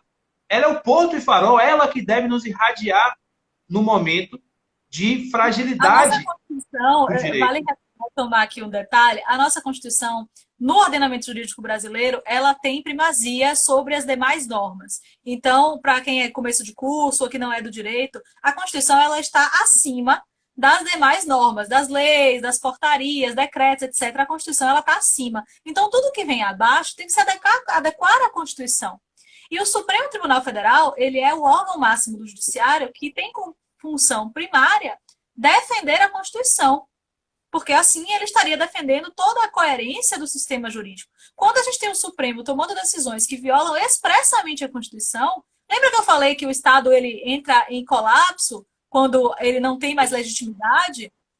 Então, não é legítimo você ter um órgão dentro desse Estado que viola as premissas básicas desse mesmo Estado. Isso não faz nenhum sentido. E olha que a Constituição Brasileira de 88, ela traz, em relação aos direitos trabalhistas e previdenciários, a esse âmbito que eu falei dos direitos humanos de segunda dimensão, vocês devem dar uma olhada no artigo 6º e no artigo 7º, principalmente, da Constituição, Exatamente. Que versam sobre o trabalho. Né? O artigo 8º... E o 170 também. Não, e o 170 também, porque o 170, que é da ordem econômica, ele inicia dizendo o seguinte... ele fala da livre iniciativa, mas ele fala antes da livre iniciativa do valor social do trabalho. Exatamente. A nossa Constituição, ela é social-democrata. E esse texto da Constituição, nossa, desculpa, o nosso texto da Constituição, ele pega, quase que copia e cola artigos inteiros da Declaração Universal de Direitos Humanos e do PIDESC, que é o Plano Internacional de Direitos Econômicos, Sociais e econômicos, sociais e culturais. Quase não sai aqui o último. Mas se vocês pegarem o PIDESC, que é um tratado internacional que o Brasil é parte, é de 66, o PIDESC ele trata, entre os seus artigos 6º e também o artigo 7º, do trabalho. Então, a Constituição ela emula até a ordem dos artigos. Então, ela está toda alicerçada no direito internacional dos direitos humanos. A nossa Constituição ela tem uma técnica muito boa nesse sentido, porque ela faz o trabalho de alinhavar uma série de tratados internacionais que o Brasil já tinha se comprometido, alguns inclusive há décadas, né? E aí ela alinhava esses direitos. Então a gente está inserido nesse contexto. Quando a OIT lança o conceito lá no final de 99 de trabalho decente, quem tiver interesse pode entrar no site OIT Brasil, que vai ter lá em português direitinho. E aí vocês podem ver o conceito de trabalho decente, como ele vai se articular com os objetivos do milênio traçados pela ONU. Então, veja que existe uma costura muito bem pensada por pesquisadores de várias áreas ao longo de décadas para se pensar nesses direitos, para se construir propostas de política, como os estados devem se comprometer. Então, quando o Brasil se comporta dessa maneira, com o executivo fazendo o que faz, o legislativo, né, fazendo reformas extremamente problemáticas, como a reforma do trabalho há uns anos atrás, a reforma da Previdência agora, que pelo menos não passou a capitalização, mas passou também uma boiada, como diz o Salles, uma série de legislações que vem acontecendo nesse cenário de Covid-19 e que vão cada vez mais violando direitos. E alguém perguntou, agora já subiu aqui, desculpa quem foi, sobre se isso não. Aqui, Carla Verônica, isso não é um perigo para a democracia? Não é um perigo, não, não tem mais democracia na minha concepção. E olha que aqui eu estou até entendendo que democracia é esse sistema representativo aí, que a priori eu discordo, eu entendo democracia, geralmente, nos meus textos, com o sentido original, que a gente nunca teve, Sim. portanto, no Brasil. Mas se eu entender que democracia é sistema representativo, né, se eu colar aí esses dois conceitos, eu acho que a gente não tem mais isso na medida em que a gente não tem representatividade. Aliás, por representatividade também a gente nunca teve. A gente não tem o Estado cumprindo a sua função precípua. Se o Estado não cumpre sua função precípua, a representação não É. existe. Não adianta você votar de vez em quando. Você não pode chamar qualquer coisa de democracia. E tem uma Sabe? Isso coisa, é e tem mau algo que me uso de uma preocupa. palavra. Eu concordo exatamente, eu penso exatamente da mesma forma que você. Democracia, o conceito dela não é só democracia representativa em termos de voto, Exato. né? Que até isso poderia ficar comprometido. E outra, Nós a gente estávamos à beira. o Wanda já comentou que as mulheres negras têm sofrido ainda mais. Não dá para falar em democracia com racismo estrutural. Não dá. Ou a gente leva a sério a discussão sobre racismo, ou a gente leva a sério a discussão sobre direitos, né? E a gente pensa com seriedade, como juristas, como pesquisadores, quem é das ciências sociais, humanas, ou a gente leva a sério a discussão sobre que tipo de sociedade a gente construiu ao longo dos últimos séculos e pensar que nesse sistema não parece haver, pelo menos do que foi tentado até agora nos últimos séculos, não parece haver dentro desse sistema de produção maneira de atingir igualdade material. Então a gente precisa de outro sistema. A gente precisa encarar a realidade. E tem uma questão, Eric, que é a seguinte: eu não sei, você também, eu converso muito com você, a gente conversa muito, mas eu sei que você sofre do mesmo mal que eu. Rapaz, eu não aguento mais, eu não tenho mais como discutir que a Terra não é plana, sabe? Repetir o óbvio. Na questão da geração do emprego e da renda, como eu falei, quando veio a MP 927 e essa ideia de os trabalhadores ficarem 4 meses sem salário, eu falei, porra, começou novamente, vai ter que repetir o óbvio, sabe? Você vai ter que dizer que o mundo todo está adotando políticas para a proteção do emprego e da renda e o Brasil retardou e o Brasil queria ir na contramão do mundo, sabe? Chega um momento que você não tem mais paciência, porque assim, esses dias eu vi um cara na CNN, eu nem acompanho muito, mas ele falou um negócio interessante. Ele falou, rapaz, mas ele falou um negócio interessante. Ele falou o seguinte: ele falou, rapaz, eu não vou mais debater aqui se a Terra é plana, porque vai que o espectador surge uma dúvida se a Terra é ou não plana. Tipo assim, eu não bato mais palma para maluco dançar, Exato. sabe? Se eu converso com qualquer tipo de pessoa que tenha posição diferente da minha. Se o cara for um liberal, eu vou discutir com ele. Se o cara, minha veia social-democrata, né? Se o cara for de outra ala, eu vou discutir com ele. Se o cara for um liberal, eu vou discutir com ele também. Mas dentro de um ponto comum, que é a racionalidade. Quando o cara começa, aqui eu tô sendo irônico, mas quando o cara começa a dizer que a Terra é plana e que vacina que vacina mata, então assim, velho, eu não tenho o que conversar com essa pessoa porque ela está num plano fora da normalidade, um plano de delírio, que não tem como conversar com essa pessoa. Essa pessoa não parte do mesmo pressuposto que eu, do mesmo tempo e espaço que eu estou. A mesma coisa na questão da geração do emprego, né? A gente tenta ter uma discussão saudável, tratando da questão da política pública de geração do emprego. Aí a pessoa vem, sim, mas e aí o que aconteceu? Meu amigo, eu quero resolver o problema de agora. Agora, 12 milhões de desempregados, 40% da população economicamente ativa no Brasil vivem de bico, na informalidade. Essa é a grande questão. E aí, como eu lhe disse, eu tenho algumas sugestões aqui, especialmente para a área micro, que é para Salvador. Né, eu tenho alguns planejamentos para a gente tentar, pelo menos, diminuir um pouco o desemprego aqui, como eu falei, a Bahia. E aqui, observe que eu estou falando de Bahia e Salvador, que são polos antagônicos em termos políticos. Né? A Bahia, segundo lugar de desemprego no país, e Salvador, terceiro entre as capitais. A Bahia, Salvador ainda sofre um pouco mais, talvez, porque está muito vinculada ao turismo. Então, é algo que vai demorar para poder voltar. A gente não tem indústria em Salvador. Então, o primeiro ponto que eu acho aqui para a gente tentar, já que a gente está falando de empobrecimento, de política de emprego e renda, o primeiro ponto que eu acho que que deveria existir é, primeiro, uma secretaria específica para o trabalho. A gente tem trabalho, lazer e etc. Específica para o trabalho e renda, com um conselho atuante que trouxesse representantes dos empresários, representantes trabalhadores, acadêmicos de políticas públicas da área do trabalho, né? E o Estado. Para gestar, por exemplo, é possível que aqui a gente incentive empresas que geram emprego. Então, a empresa gera emprego, a gente pode desonerar o ISS, pode desonerar o IPTU, e o Estado, o município não vai estar perdendo, não.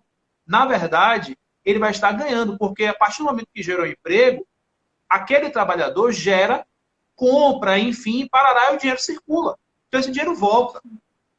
Então, a gente pode fazer isso. A gente pode criar, pensado quais são as melhores estratégias, e eu acho que isso tem que ser no molde da OIT.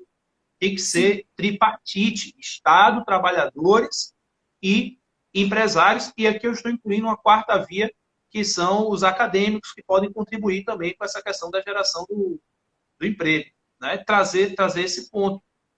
E estudar de fato. E essa conexão, assim, quando a gente garante, a gente como Estado, como sociedade, quando a gente garante que as pessoas todas, elas têm o mínimo, o que o jurídico até chama de mínimo existencial, eu não gosto dessa expressão, porque me dá uma... Tem cheiro de divisão de classe, sabe? Tipo, tem o pessoal que vive com o mínimo, e tem a gente que é especial, a gente que é melhor, a gente que... Isso é gravíssimo, isso inclusive tem toda uma conversa que o Silvio de Almeida traz em relação ao racismo estrutural, a como é que essa divisão entre classes econômicas, ela favorece a manutenção do racismo estrutural, mas independente disso, eu acho sempre importante destacar aqui, os direitos humanos têm como uma das suas características principais que eles são indivisíveis e interdependentes. Certo? Então, pense que os direitos humanos, para quem não sabe o que são, tem curso meu, se quiser, vai lá no link na minha bio, lá no meu site, profericarrios.com, tem curso meu de introdução aos direitos humanos para quem não é da área, ou para quem é da área, mas não entende muito bem sobre o que são. Direitos humanos, gente, inclui tudo, desde propriedade, direito de ir e vir, ao direito ao trabalho, saúde, educação, ser tratado com dignidade, né? Direito ao meio ambiente sustentável, tudo isso está dentro dos direitos humanos. Então, não, por favor, não reproduzam a ideia de que direitos humanos só protege bandido, ou que direitos humanos é só isso ou só aquilo. Eu estou sempre, toda semana eu estou aqui lançando caixinha de pergunta para tirar dúvidas de direitos humanos, e vira e mexe aparecem essas perguntas sobre o que são efetivamente os direitos humanos. Mas eles contêm toda essa gama de direitos que vão da esfera econômica, cultural, social, política, todos esses âmbitos, direitos civis, tudo isso é direitos humanos. Eles são como uma malha de tricô. Sabe aquelas blusas, aquelas roupas de tricô? Se você puxa um fio, entorta a roupa toda, não é? Se você tenta tirar um fio só de uma roupa de tricô, estraga tudo, não é? Porque o negócio vai ficar todo troncho agora. Pense em direitos humanos assim. Não dá para separar um e dizer, não, primeiro vamos garantir saúde. Ou primeiro vamos garantir só a educação. Por quê? Porque eles são interconectados. Então, quando o Wander fala das políticas que precisam focar em proteger o trabalho, em proteger o trabalho decente, não qualquer trabalho, com a remuneração adequada, né, com a remuneração justa, porque eu acho difícil achar qualquer um aqui entre nós hoje que tem uma remuneração justa. Né? Pensar nisso não é isolar o trabalho em relação aos outros direitos, porque eles são conectados. Exatamente. Então, você protege o trabalho, você protege o acesso à saúde, você protege o acesso à educação, você protege vários direitos, moradia. Eu vou lhe dar um exemplo, É tudo vou lhe dar um exemplo prático. Vou lhe dar um exemplo prático. Você falou, você foi bem assertiva e, de fato, os direitos humanos eles devem estar conectados, você não pode separar um do outro. Olha que coisa curiosa. Em relação a essa questão do trabalho aqui, que eu falei no comitê, para pensar políticas específicas para o setor, enfim, né, desoneração fiscal, enfim, para a gente poder estimular, sobretudo para a micro e pequena empresa em Salvador, estimular as atividades, até regionalizar o bairro, por exemplo, prefeitura-bairro. Você tem que ter um diálogo entre as prefeituras, bairros, e os comerciantes locais, para saber quais são as necessidades dele, e isso seria levado para esse conselho, para esse comitê, para ser discutido políticas, inclusive, regionalizadas por bairro ou por região, por macro-região da cidade, enfim. E aí, uma outra questão é a seguinte. A gente iniciou a live, eu trouxe o dado das mulheres negras, e disse que 75% das mulheres negras, mães solteiras, né, porque as pessoas falam muito de aborto da mulher, mas não falam do aborto do pai, que é deixar essas pessoas, essas crianças desassistidas. Então, essa mulher, a 75% delas vivem com R$ 413 na Bahia. Aí, o que foi que eu pensei? Qual é a política pública para que essa mulher se emancipe? Uma delas é escola em tempo integral. Isso. Creche e pré-escola. Olhe que, além de você garantir que o aluno, que a criança esteja ali alimentada, esteja desenvolvendo o seu intelecto, mas, para além disso, essa política pública vai permitir que essa mulher trabalhe com segurança. Então, embora que foi exatamente o que você falou, é exemplo prático. Então, se eu não dou educação em tempo, se o Estado, o município, enfim, nesse caso o município, porque é a atribuição dele, se ele não dá a creche e a pré-escola em tempo integral, dá não. Se ele não garante, porque nenhum direito é dado, né? Se ele não garante a escola e a pré-escola, essa mulher, 75% dessas mulheres, como eu estou dizendo, ela não vai ter condição de trabalhar. Então, seria um direito que anularia o outro, ou então deixaria seu filho numa condição de vulnerabilidade. Aí vem a questão da proteção da criança, como você falou. Deixaria vulnerável às violências, né? Violência de todas as ordens. Então, você foi, assim, bem... sua posição foi bem acertada neste ponto. Porque, de fato, um direito humano ele não pode viver sem o outro. É Eles impossível. estão E não é, assim, devidamente eu não conectados. estou inventando isso não, tá? Isso tem a conferência a Conferência Internacional de Direitos Humanos, que acontece regularmente. Aí, em 93, conectou a ideia de direitos humanos com a ideia de desenvolvimento e de democracia, como se fosse um triângulo, assim, né? Sem hierarquia. Mas, assim, três braços aí, três pontas: desenvolvimento, democracia e direitos humanos. Quanto mais você fortalece um, você fortalece os outros dois. E quanto mais você enfraquece um, você enfraquece os outros dois também. Então, a gente teve até uma pergunta aqui, acho que foi Débora, que perguntou, diante da morte da democracia, qual seria o caminho para uma nova reforma constitucional? Débora, eu não acho que a gente precisa de uma reforma constitucional. A gente precisa cumprir a Constituição. A Constituição de É, 88 ela é muito boa em termos de, além da ruptura com a ditadura militar, ela traz um rol de direitos humanos extremamente detalhado. Ela é muito longa nesse sentido, e nesse aspecto isso é bom, na minha concepção, e da concepção de vários pesquisadores também, porque a gente entende que, saindo de uma ditadura, vários dos movimentos sociais, vários setores da sociedade estavam muito ansiosos para garantir que os seus interesses tivessem proteção no âmbito constitucional. E a história da Assembleia Constituinte Brasileira de 88, ela é riquíssima, né? A Assembleia de 85 e 87, mas enfim. É riquíssima, tem muita produção sobre isso, tanto de juristas quanto de historiadores. Quem nunca estudou sobre a Assembleia, que geralmente é um assunto que o pessoal do direito não dá muita bola, porque cai pouquinho, cai nas provas, assim, mas é um assunto que é considerado fácil. Então, o pessoal estuda o que é o poder constituinte e pronto. Mas a história da Assembleia Constituinte é riquíssima. E se você não entende essa história, você não entende o resto. Mas a nossa concepção junta e juntando essa ideia de que direitos humanos, democracia e desenvolvimento caminham juntos, acho que isso está muito claro desde 93, no âmbito internacional. Isso só vem sendo reiterado por pesquisas empíricas, inclusive. Tem um livro de Amartya Sen, que eu sempre recomendo a meus alunos de direitos humanos e de direitos fundamentais, né, que é Constitucional 3 na Católica, que é do Amartya Sen, se chama Desenvolvimento como Liberdade. Amartya Sen é um economista indiano. Ele ganhou o Nobel de Economia alguns anos atrás, acho que foi em 98, se não me falha a memória, 2002, não sei. Dei uma pesquisada aí. Mas o Amartya Sen é um economista liberal, tá? Antes que você diga, mas esse cara é de esquerda, esse cara é comunista, esse cara... Não, ele é um economista liberal. E no livro Desenvolvimento como Liberdade, ele faz uma série de análises a partir de dados reais, dados da realidade concreta em vários países, e ele verifica com essa análise muito criteriosa, tem um monte de gráfico no trabalho, né, no livro e tudo. É um livro fácil, vocês acham na internet tranquilamente aí para comprar. E ele comprova que os direitos humanos eles são interdependentes, sim, e que eles são interconectados e que não dá para separar um do outro. E quando você violenta um, você sai de violentando todos os outros por tabela, direto ou indiretamente. Porque Na medida que isso acontece, você vai desmontando a democracia e vai desmontando a possibilidade de desenvolvimento. Então, eu acho que a gente não precisa de uma reforma do texto constitucional. A gente precisa cumprir a Constituição, minimamente que algo, seja. Érica, Eu já algo estou que sendo até bem, né, assim, é, simpática, porque eu acho que dentro dessa grande ordem, né, desse sistema capitalista mundial, a gente está ferrado mesmo, e mesmo cumprindo a Constituição, não dá para cumprir direito, porque o sistema não e permite, quem, mas eu não acho que seja necessário a gente fazer outra Constituição, sabe? Eu acho que o problema claro, não é esse. a gente não chegou a efetivar essa.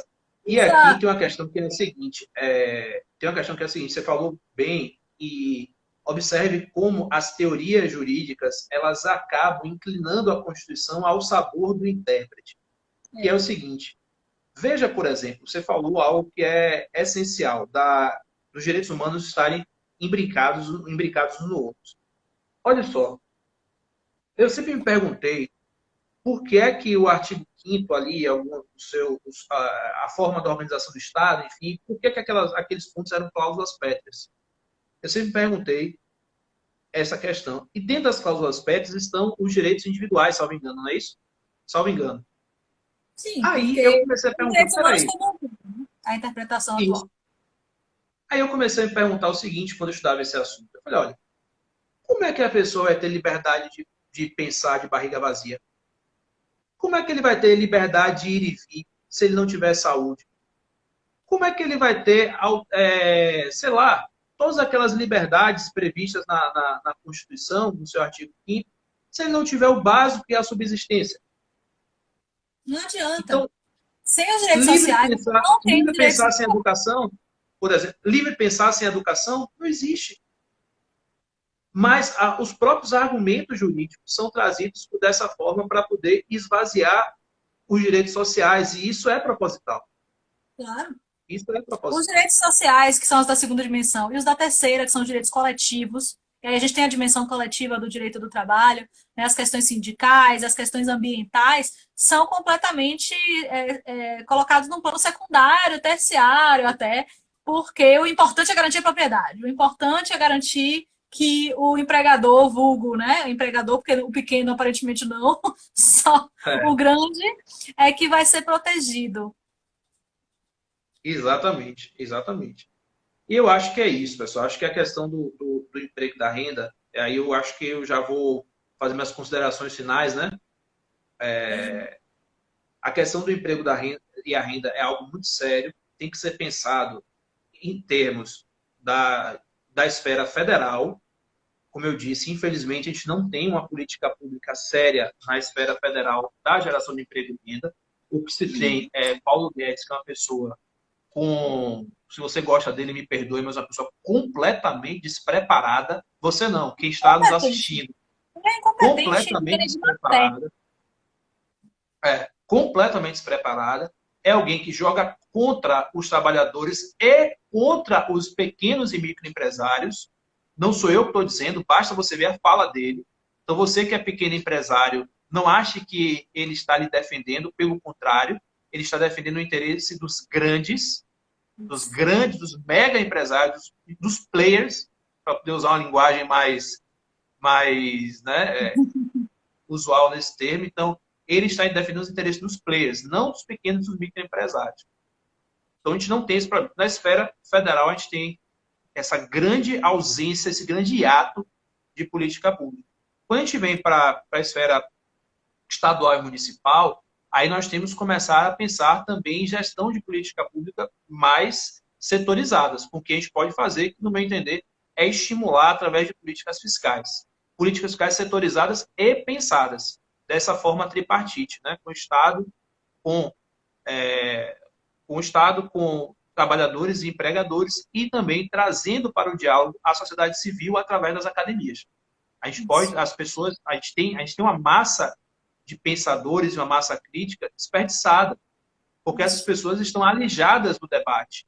Observe que a gente escreve artigos, a gente trata, a gente fala, a gente discute, tarará, mas aquilo muitas vezes fica engavetado numa prateleira de universidade.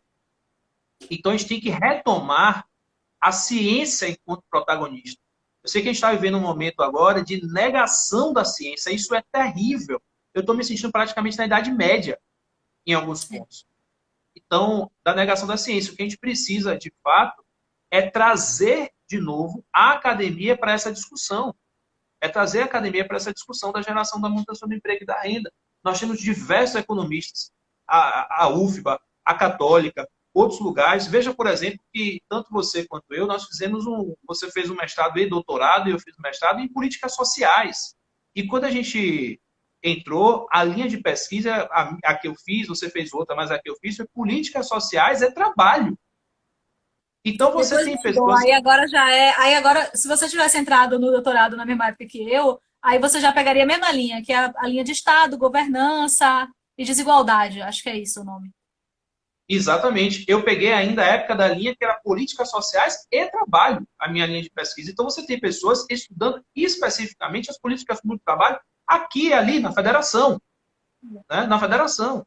Então a gente precisa dialogar com essas pessoas, porque essas pessoas estão qualificadas para poder trazer algumas soluções em conjunto com os atores sociais. Muitas Então acho que é vezes, e eu falo importante. isso por conhecer alguns assessores no Congresso, né? Eu conheço algumas pessoas que trabalham com assessoria seja vereador, seja deputado estadual, deputado federal. E às vezes a assessoria é super preparada, a assessoria levanta os dados, tem um pessoal que tem um perfil mais acadêmico, às vezes, na assessoria. Não, não todos, né? Não em todos os parlamentares. Mas em alguns casos existem essas pessoas, elas levantam esses dados, elas levantam essas ideias, escrevem os projetos de lei, e às vezes, por conta dos toma lá da cá, né? Por toda essa história que a gente sabe de na frente das câmeras se odeiam, mas no fim de semana tá todo mundo fazendo festa junto, né? Que acontece às vezes nas nossas casas legislativas. Então, muitas vezes se perde essa qualidade técnica que os assessores muitas vezes trazem. E a gente tem que pensar, o aluno de direito, ele dificilmente pensa em trabalhar no poder legislativo. Ele mira ou no Exato. judiciário, ou com o judiciário, né, na advocacia, na promotoria, etc. Ou então ele mira em fazer qualquer tipo de concurso, enfim, mas ele dificilmente pensa que ele poderia trabalhar tanto no executivo quanto no legislativo. O legislativo acho que é o pior, que ninguém Exatamente. nem se lembra que existe. E a gente tem, então, um espaço que precisa ser ocupado. E mais do que pensar só de forma geral, né, na necessidade desses cientistas de várias áreas do conhecimento trabalhando com a formação das políticas públicas, a gente tem que melhorar a qualidade do nosso ensino jurídico. Os nossos alunos, os nossos professores, nossos colegas do direito precisam entender que nós temos uma formação ao longo das últimas décadas extremamente problemática, deficitária, e que a gente não pode mais reproduzir. A gente passa vergonha com as outras ciências sociais e humanas, eu falo isso sempre. Verdade. Wanda viveu isso na pele comigo, a gente foi colega de mestrado, nosso mestrado era interdisciplinar, eu e ele fomos orientados por sociólogos diferentes, né? Mas por sociólogos, a gente percebeu o tamanho do problema, não foi? A Exatamente. vergonha que o O direito passa. abismo. O Só a gente abismo. reclamava do tanto de coisa para ler. Pra vocês terem ideia. É, Era só a o gente passando abismo. vergonha. É. Então, a Não, gente é tem verdade. passa vergonha cientificamente porque a gente produz mal. Nossos artigos em geral, assim, claro que tem uns muito bons, né? Tem trabalhos excelentes, tem profissionais, cientistas da área jurídica que são sensacionais, mas infelizmente eles são minoritários. Quando eu vejo que o artigo foi escrito por um autor do direito, eu presumo que é ruim, porque a maioria é ruim.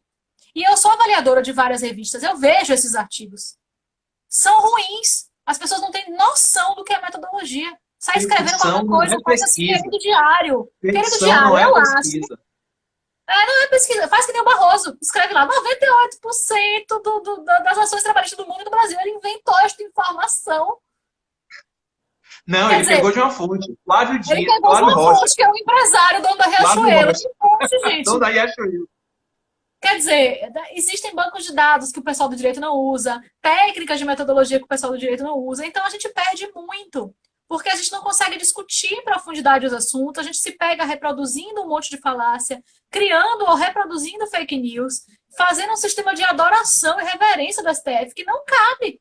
Às vezes eles acertam, mas às vezes eles erram. A É, gente tem que saber analisar criticamente. Tem decisões do STF que são lindas. Tem uns votos que são brilhantes, que realmente você pega aquilo ali para estudar, porque aquilo ali foi muito bem feito. Mas não são todos. é, E a gente tem que ter senso crítico. E isso demanda estudar melhor, Porque eu não estou dizendo que os estudantes, né, atuais, a gente quando estudante no passado, que a gente não estudou. A gente até estudou, mas muitas vezes a gente estudou errado. Tô Estudou por errado. livro ruim, estudou por autor ultrapassado, estudou de forma superficial, leu muito, mas leu um monte de besteira. Eu digo isso, gente, por experiência pessoal. Eu entrei no mestrado. No mestrado, e eu nunca tinha lido um artigo científico decente na minha vida até o mestrado. Eu Nunca. também. Eu também. Isso Eu é também. grave. E achava o máximo alguns manuais. Opa! Achava o máximo. Pô, esse cara aqui é o retado. Né? Depois você, pô, esse cara aqui não sabe. Quer dizer, não menosprezando, mas assim, isso aqui não é para mim, não é para a discussão que eu quero travar. Eu acho que o manual tem um lugar, que é a véspera da prova, quando você está revisando, assim, tentando decorar umas coisas, né? Você está ali naquele momento de desespero. Mas para estudar um assunto, eu digo isso a todas as minhas turmas, desde o primeiro semestre. Nunca estude um assunto pela primeira vez por um livro que é manual, resumido, esquematizado. Você vai aprender mal, errado, vai se viciar em coisas, né, superficiais e não vai entender propriamente os temas. Né? Incondicional, Então, incondicional. pelos Doutor colegas. Fernando aí, ó, grande advogado. Esse aí militante, gente boa demais. É porque a turma do reducionismo está querendo destruir o direito, Estado de Ciência. Exatamente, Fernandinho. Fernandinho também é professor, né? Mestre também. E aí é o seguinte, não é isso, mas não é só isso. Eu acho que esse fenômeno da questão desse jurídico é uma questão muito complexa. Perpassa também pela questão de mercado de OAB e mercado de concurso. E Isso. perpassa também pela precarização das relações da advocacia. Então, as pessoas querem sair da advocacia em alguns pontos, né? Os estudantes não têm mais essa vontade de ser advogados, né? Isso até está mudando agora um pouco, mas, enfim, né? Durante muito tempo o direito ficou uma reprodução de cursinho. Então, você tem aí a OAB e a pessoa quer entrar no curso de direito para passar na OAB. Na verdade, não Uhum. entende que isso é consequência de um curso de direito Isso. e não a causa do curso de direito. Então, o aluno pergunta para mim, Wanda, você vai... Eu até falo da OAB, que eu acho que é um ponto interessante, né, da sala de aula. Mas o cara pergunta, você vai dar a sua matéria focada na OAB? Eu falei, claro que não. Foco Oi? na OAB, você vai fazer um cursinho desse aí, É. entendeu? E não E tem aí, necessidade. Nisso eu tive professores que. Eu me formei na Universidade Católica, em Salvador, né? Onde a gente hoje dá aula, eu e Wanda. E na minha graduação, em nenhum momento, nenhum dos meus professores tinha essa perspectiva de aula estilo cursinho de OAB ou cursinho para concurso. Alguns colegas achavam isso um absurdo, e era por isso que eles não iam passar na OAB, não sei o que, não sei o que. Só que eu digo a vocês, eu fiz cursinho, eu não fiz para OAB. Eu entrei naqueles cursos que são o ano todo, né? Que são tipo carreira jurídica, eu acho que chama. Porque eu tinha algumas matérias que eu me sentia com muito déficit, né? Que eu não tinha tido experiências boas na graduação e tal, não tinha estudado aquelas matérias bem. E aí eu fiquei com muito medo. Eu sou uma pessoa muito ansiosa, então eu fui assim, exagerei. Não precisava eu ter feito aquele curso tão cheio de detalhe para a OAB. Mas a maioria dos meus estudos de revisão para a OAB, eu tinha ido bem nas matérias com livros bons. Eu tive alguns professores que, ainda bem que eu tive essa sorte, de ter alguns professores que me ensinaram isso, desde o começo do curso. Estude por um livro bom, mas um livro bom mesmo, aqueles textos assim, curso de direito, tal matéria, curso de direito do sim, trabalho. Procure saber quem são os clássicos da sua área. Estuda por eles. Mesmo se no começo a linguagem for difícil, é melhor você estudar por eles, para você aprender a linguagem, ultrapassar esse obstáculo da linguagem difícil e você já aprender com mais profundidade, do que você sim, ficar claro. estudando, se enganando que está estudando. Porque quem estuda por manualzinho ou por resumo, está se enganando que está aprendendo. Você está conseguindo fazer a Verdade, prova. Só. verdade. E não fixa o E, conhecimento. Érica, Você vai tendo e dificuldade ao eu longo do sempre curso de digo, conectar os assuntos. eu sempre digo uma coisa para meus alunos, que é o seguinte, porque minha veia é da advocacia, né? Então não tenho relação nenhuma com concurso. Eu nunca fiz concurso em minha vida, só fiz concurso para professor até hoje. Mas fora professor, eu nunca fiz concurso. Minha pegada sempre foi a advocacia. E eu sempre digo para meus alunos o seguinte, ó, cuidado, porque com essa leitura superficial, você vai saber que tomate é fruta, né? Tomate é fruta para quem não sabe. Mas você não vai saber que você não pode fazer salada de fruta com tomate, né? Então, você vai saber que tomate é fruta, mas você não vai saber que não pode fazer salada de fruta com tomate, porque precisa de um conhecimento um pouco mais rebuscado para você chegar a essa conclusão. Você vai saber categorizar, tá? Tomate é fruta. O que eu faço com isso? E isso é importante. Isso faz parte da ideia da ausência do estudo crítico do direito. É você conhecer aquilo ali apenas superficialmente. Isso tem trazido essa má formação, tem trazido a baixa criticidade, tem sido reproduzido nas decisões judiciais e tem sido reproduzido também na própria postura com a devida vênia dos atores processuais e judiciais.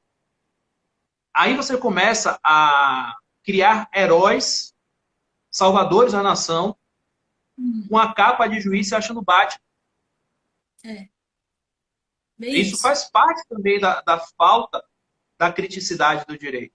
Porque quem estudou direitos fundamentais a fundo, quem estudou as normas constitucionais a fundo, sabe, quem leu o processo de Kafka, né? Vai saber por que você não pode ter uma operação, por exemplo, no qual o juiz se confunde com a figura do acusador. Fica a dica. Né? Você não pode, você vai saber. Você vai entender por que a defesa não pode ser chamada como algo menor no processo. Você vai entender por que o juiz não pode estar combinando com a promotoria, com a procuradoria, o que vai fazer no processo.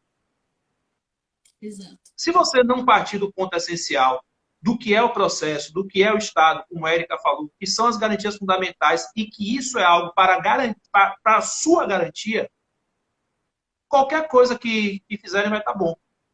Em relação ao direito do trabalho, me assusta que, às vezes, até mesmo as pessoas... Eu já vi alguns casos de alunos estagiando na área trabalhista e de colegas, né, que são advogados na área trabalhista ou professores da área do trabalho, e que eles mesmos não entendem a questão do trabalho a fundo o suficiente. Eles se limitaram em algum momento da sua formação a só decorar o que tem na CLT, decorar o que é que pode fazer no processo civil na área trabalhista, decora ali os prazos, etc., e vai numa forma automatizada que me lembra aquele filme do Charlie Chaplin, o Tempos Modernos. Sim. Lembram desse filme? Sim. Que aí tem uma cena em que ele sai fazendo esse movimento porque ele faz isso o dia inteiro na fábrica e aí ele só consegue reproduzir esse mesmo movimento. Me parece a mesma coisa. Eu estou falando da área trabalhista por conta do tema Tereza, a professora Humberto. Vários professores aí. E aí a gente tem que repensar essa nossa formação jurídica.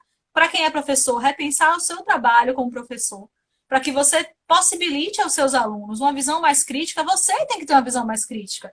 Você tem que estudar mais a fundo as coisas, ler fora da área jurídica, porque isso só vai contribuir. Não dá para falar sobre direito do trabalho sem entender a sociologia do trabalho, sem entender a história do Estado moderno. Eu vou lhe dar um exemplo. Tem o princípio que todo mundo reproduz no direito do trabalho, que é o princípio da proteção. Eu já fiz isso, algumas perguntas. A explicação do princípio da proteção está fora do direito. Eu já perguntei a alguns professores, né, para assim, por que o trabalhador é hipossuficiente? A maioria, e as pessoas dizem, por conta do princípio da proteção. Porque o trabalhador é a parte mais frágil da relação. Sim, por que ele é mais frágil da relação? Isso é importante você saber interdisciplinarmente por que é que ele é o mais frágil da relação. E para você saber que ele é o mais frágil da relação, você tem que entender a questão dos meios de produção. Quem tem e quem não tem. E se você não tiver essa base sociológica e econômica, você vai reproduzir que ele é porque ele é. É pobre porque é pobre. Entendeu? Vira dado da natureza. Vira dado da natureza, em vez de ser algo histórico. Recortado. Ele fica com esse conhecimento picotado. De reproduzir axioma. Isso. De forma completamente acrítica, né? O que acontece muito. Tem algumas coisas que são reproduzidas sistematicamente sobre direitos humanos, que também sobre o direito constitucional, coisas absurdas que você vê em vários livros, aquilo ali repetido, à exaustão, e ninguém sabe por quê. Ninguém parou para analisar por quê, para ver se não está certo, se não está errado, né? Isso me entristece muito, mas, por outro lado, eu tenho um pouco de esperança, apesar de eu super ser do time do Meteoro, já mostrei minha xícara, ó, veio Meteoro. Professor Mas Céu, gente boa. Mas eu tenho um pouco de esperança porque eu vejo que nos últimos anos, né, a partir das cotas e do FIES e de uma série de políticas que fomentaram mais possibilidade de acesso à educação superior para a juventude negra, para as pessoas mais pobres, né, isso mudou muito a cara da universidade. Eu sempre Sim. falo para todo mundo, minha turma, quando eu me formei em 2009, era quase que 100% branca. E hoje eu A minha vejo está com 2,5. nas minhas turmas, a gente vê hoje, assim, né, mais ou menos a metade. Ainda não é a reprodução da representatividade da população negra na cidade de Salvador. Ainda está longe disso. Mas isso já provoca uma série de outras discussões, e isso já enriquece os debates de uma maneira muito grande. Então, eu acho que eu tenho um pouco de esperança, porque eu vejo que certos temas, certas leituras estão, né, acontecendo, estão aparecendo na academia, demandas dos alunos têm mudado nesse sentido também. Né? Alunos que questionam o professor, por que você só colocou autor homem nas referências da matéria? Por Isso é que você não importantíssimo. colocou nenhum autor ou autora negro nas referências da sua matéria? Porque existe. Eu já vi professor passando vergonha dizendo que não existe. Não colocou porque não tem.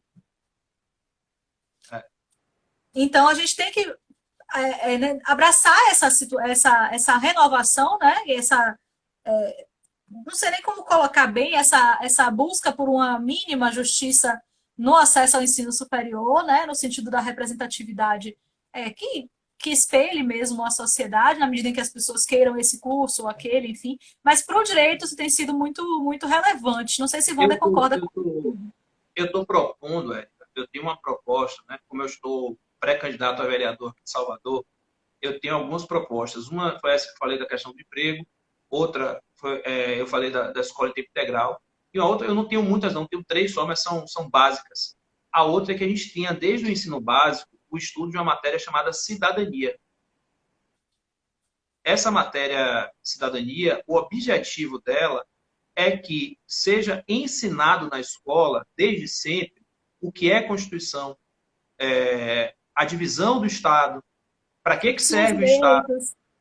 Exatamente. Seria um constitucional mais básico, misturado com DGE e ciência política.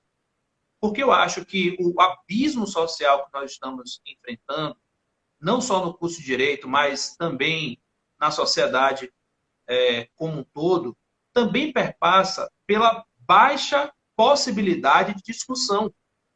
Isso. Porque as pessoas não têm, não sabem o básico de direito constitucional. E a Constituição, pessoal, deveria ser, aí voltando para a questão da religião que a gente falou antes, né? Deveria ser para a cidadania a Bíblia. Uhum. Então você deveria conhecer, entre aspas, todos os versículos e etc. da Constituição. Porque isso é essencial. Você não sabe hoje, você Nossa, eu obviamente apoio demais sabe, essa ideia. Inclusive, eu você. amaria dar aula no ensino médio. Eu amaria. Porque eu comecei na minha vida adulta dando aula de inglês para criança, adolescente. Então, eu ia amar dar uma matéria dessa, assim, né? Imagina, nono ano. Em Belo Horizonte, em Minas Gerais, em Belo Horizonte, a OAB de lá conseguiu que essa matéria fosse incluída na escola lá em BH. Legal. Não é bem cidadania o nome, é outro nome, mas Uhum. a base é a mesma. Então é algo possível, já foi feito em Belo Horizonte. Sim. Então, isso, se você começa a ter. Eu só acredito na educação, na transformação, eu só acredito de 2 formas: da revolução através da educação e na revolução propriamente dita.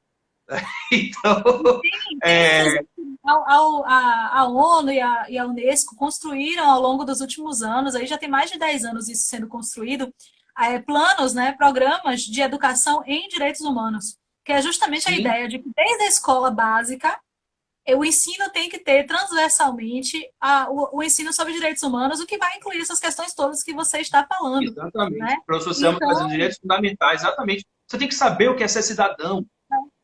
Tem que saber o que é ser cidadão. tem gente do direito que não sabe que direitos humanos e direitos fundamentais é a mesma coisa, gente. O conteúdo é o É, mesmo, que quando você fala a expressão direitos humanos, você está dando um enfoque normalmente mais internacional. Né? Você está provavelmente puxando a parte dos tratados e tal. E quando a gente fala em direitos fundamentais, geralmente se puxa do direito Constituição. interno da Constituição e tudo. Mas é o mesmo conteúdo. É. Não, e Ou saber o seja, que não é. são os Eu direitos não sabia, fundamentais. Érica, eu não sabia ao certo, até entrar na faculdade, o que era direito à Constituição. E olhe que eu tive acesso às melhores escolas É, de Salvador. eu também. Então, eu não Hum, sabia muito bem o que é que um senador fazia, eu não sabia muito bem o que é que o prefeito fazia, eu não sabia muito bem o que é que o presidente da República fazia. Eu sei que tem esse negócio aí, que é todo mundo, ninguém presta para nada. E aí, você é alijado do debate, justamente, eu não vou falar nem do debate político, eu vou falar do debate da cidadania. Então, você é alijado desse debate, você não participa. E olha que eu estava nas camadas mais favorecidas da população, eu não estava dentre os menos favorecidos. Então, você não pode deixar de fora essa discussão. Isso seria muito mais importante na minha vida, por exemplo, do que aprender trigonometria. Entendeu? Por exemplo, na minha vida, para outras pessoas, pô, trigonometria poderia ser legal. Mas para mim, eu queria ter aprendido desde antes o que era o papel de cada um. Porque se você sim. não souber, você não sabe nem de quem cobrar. Veja que tem Inclusive, coisas. porque eu lembro quando eu entrei na faculdade, não sei se você teve a mesma experiência, mas vários colegas que eu já conversei sobre isso tiveram. Eu entrei em direito e outros colegas que entraram em outras áreas, eu vi que quem entrou, por exemplo, em medicina, em alguma engenharia, eles tinham várias coisas que eles tinham aprendido na escola que eram diretamente úteis Sim, para aquilo que eles estavam fazendo na graduação ali. E eu, que entrei em direito, o que era útil diretamente para mim? Pelo menos que eu percebia na época, tá, gente? Veja, eu tinha 17 anos, então eu não tinha muita crítica. Mas eu ficava pensando, pô, nada é útil aqui.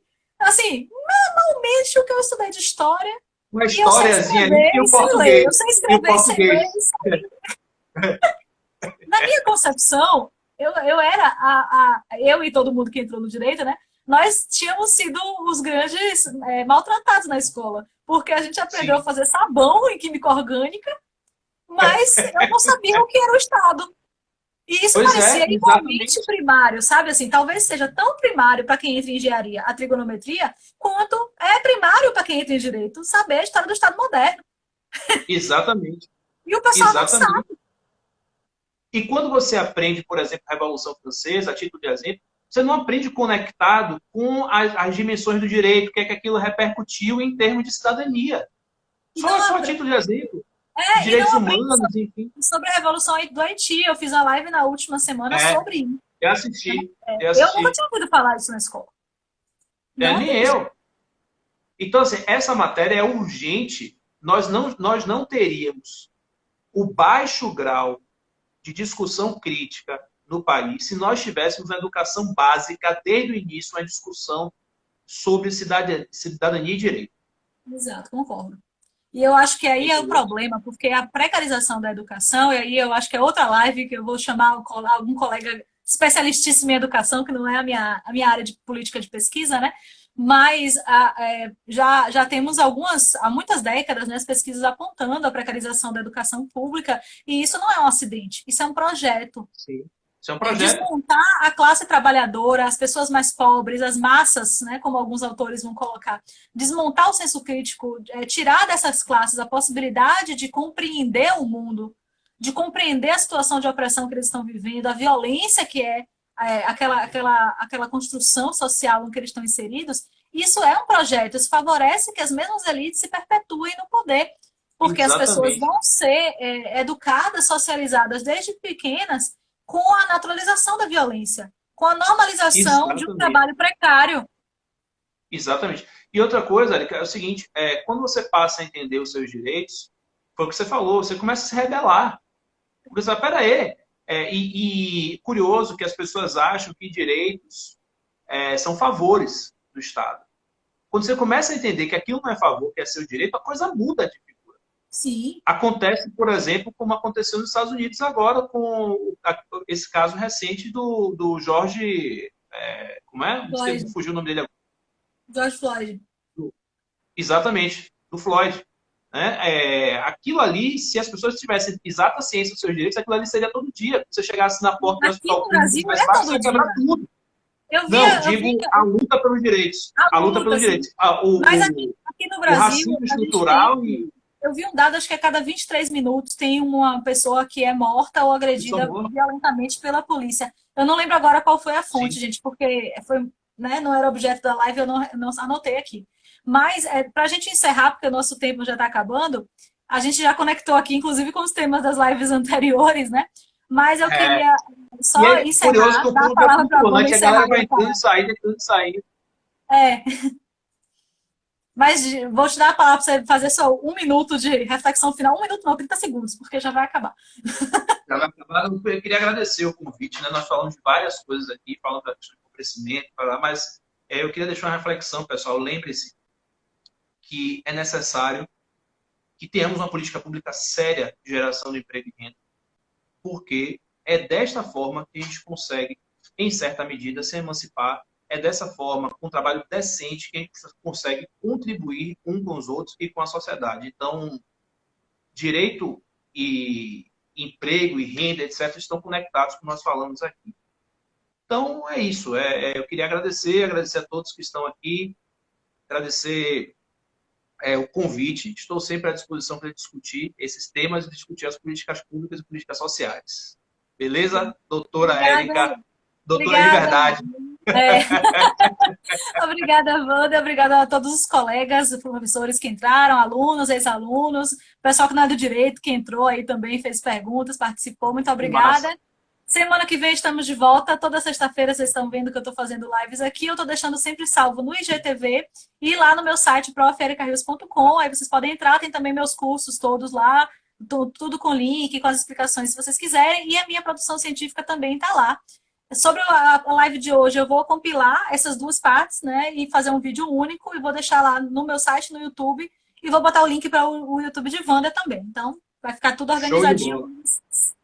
Tchau, tchau, gente. Boa noite. Wanda, Valeu, obrigada. galera. Beijos. Tchau, tchau. Beijão, beijão.